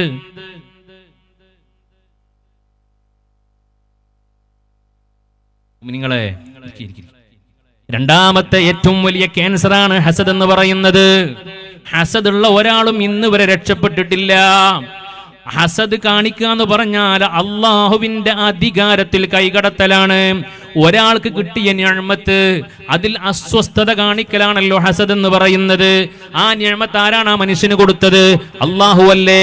അപ്പൊ അവനോടാണ് നമുക്ക് ഹസദ് തോന്നിയതെങ്കിലും അതിന്റെ മടക്കം റബ്ബിലേക്കാണ്. അതുകൊണ്ട് റബ്ബിനത് ഇഷ്ടമില്ല. ഇന്നൽ ഹസദ തഅകുലുൽ ഹസനാതി കമാ തഅകുലുൻ നാറുൽ ഹതബ എന്ന് മുഹമ്മദുർ റസൂലുള്ളാഹി. തീ എങ്ങനെയാണോ വിറകിനെ തിന്നുന്നത് അതുപോലെ അസൂയ മനുഷ്യന്മാരുടെ നന്മകളെ ഭക്ഷിച്ചു കളയും, തിന്നുകളയുമെന്ന് ത്വഹാ റസൂലുള്ളാഹി. ഓരോരുത്തർക്കും അള്ളാഹുവാണ് കിസ്മത്ത് ചെയ്ത് കൊടുത്ത് തഖ്സീം ചെയ്ത് കൊടുത്തത്. നമുക്ക് കിട്ടിയത് നമ്മൾ പൊരുത്തപ്പെടുക, നമ്മൾ തൃപ്തിപ്പെടുക, ഉള്ളത് കൊണ്ട് തൃപ്തിപ്പെടുക. ഒരാൾക്കൊരു നിഅമത്ത് കിട്ടിയിട്ടുണ്ടെന്ന് പറഞ്ഞാൽ നമ്മൾ അൽഹംദുലില്ലാ പറയുക. ആ ഒരു സ്വഭാവ വിശേഷണം നമ്മളിലുണ്ടോ അള്ളാഹു നമ്മളെ ഉയർത്തിക്കൊണ്ടിരിക്കും. ഹസദ് കാണിച്ചവരൊക്കെ ലോകത്ത് നശിച്ചു പോയിട്ടേ ഉള്ളൂ. മുഅ്മിനീങ്ങളെ, ഞാൻ അവസാനിപ്പിക്കുക. അള്ളാന്റെ ഹബീബ് സയ്യിദുനാ റസൂലുള്ളാഹി, ആ മുത്തുനബി സല്ലല്ലാഹു അലൈഹി വസല്ലം തങ്ങൾ നബിയാണെന്നും റസൂലാണെന്നും സത്യം പറയുന്ന ആളാണെന്നും മുഅ്ജിസത്ത് കാണിക്കുന്ന ആളാണെന്നും ഒക്കെ അറിയുന്നവരായിരുന്നു അബൂജഹലും അബൂലഹബും ഉത്ബത്തും ശൈബത്തും വലീദൊക്കെ. പിന്നെ എന്തായിരുന്നു അവരുടെ പ്രശ്നം? നബി തങ്ങൾ ജീവിതത്തിൽ ഒരിക്കൽ പോലും കളവ് പറഞ്ഞിട്ടില്ല എന്ന് സമ്മതിച്ചവരല്ലേ അവര്? പിന്നെ എന്തായിരുന്നു അവിടെ പ്രശ്നം? അവരുടെ പ്രശ്നം അല്ലാഹുവിന്റെ ഹബീബിനോട് അസൂയയായിരുന്നു. ഞങ്ങളിവിടെ നല്ല ഖുറൈശി പ്രമുഖരായ ആൺകുട്ടികൾ ഉണ്ടാകുമ്പോ ജനിക്കുന്നതിന് മുമ്പേ ഉപ്പ മരിച്ചുപോയ, 6ാമത്തെ വയസ്സിൽ ഉമ്മ മരിച്ചുപോയ യതീമായി വളർന്ന മുഹമ്മദ് നബിയാവുകയോ? ഇതായിരുന്നു ഓല പ്രശ്നം. ആ ഹസദ് ഓലങ്ങ് നശിപ്പിച്ചു. അബൂജഹലിനെ നശിപ്പിച്ചു, അബൂലഹബിനെ, ഉത്ബത്തിനെ, ശൈബത്തിനെ എല്ലാരെയും നശിപ്പിച്ചു കളഞ്ഞു. അസൂയ കൊണ്ട് ആരും രക്ഷപ്പെടാൻ പോകുന്നില്ല. അള്ളാഹു ഹസദിൽ നിന്ന് നമ്മളെ കാത്തുരക്ഷിക്കട്ടെ. അതിനു വേണ്ടത് വിശാലമായൊരു മനസ്സാണ്. അള്ളാഹു ആർക്കൊക്കെ എന്തൊക്കെ കൊടുത്തോട്ടെ, അതിലൊക്കെ അൽഹംദുലില്ലാ.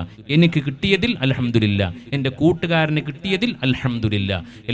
ഒരു മനുഷ്യൻ ഒരു സങ്കടം പറയുമ്പോൾ ആത്മാർത്ഥമായിട്ട് അതിൽ പങ്കുചേരാൻ നമുക്ക് കഴിയണം. സന്തോഷം എന്ന് പറയുമ്പോൾ ഉള്ളിൽ ഹസദില്ലാതെ ആ സന്തോഷത്തിൽ പങ്കുചേരാൻ നമുക്ക് കഴിയണം.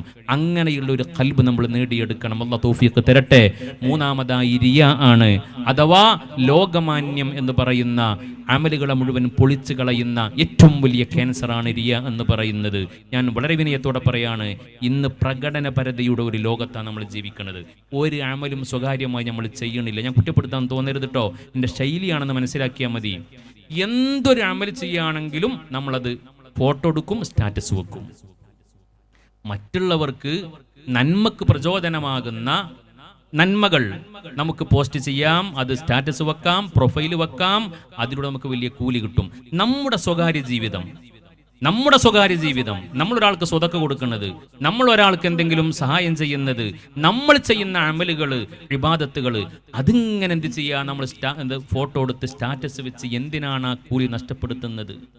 മുഅ്മിനീങ്ങളെ, വല്ലാത്തൊരു എക്സിബിഷനിസം നിറഞ്ഞൊരു ലോകത്താണ് നമ്മൾ ജീവിക്കുന്നത്. റിയാ ഉള്ള അമല് അള്ളാഹുവിന് ആവശ്യമില്ല.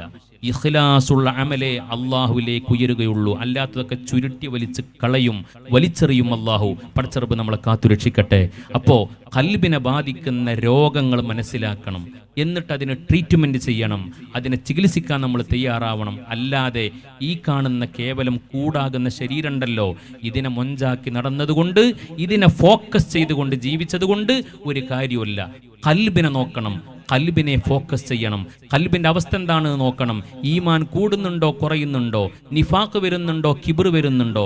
സ്വഹാബത്തൊക്കെ പരസ്പരം കാണുമ്പോൾ അസ്സലാമു അലൈക്കും, വലൈക്കും അസ്സലാം, അല്ല എന്തൊക്കെ വർത്താനം, ഇപ്പൊ ഈമാനൊക്കെ ഉണ്ടോ? എന്താ ഇപ്പൊ നിഫാഖ് വല്ലതും കേറി കൂടിയിട്ടുണ്ടോ? എന്താ കഴിഞ്ഞ ആഴ്ചത്തെ ഈമാൻ ഇപ്പല്ലേ?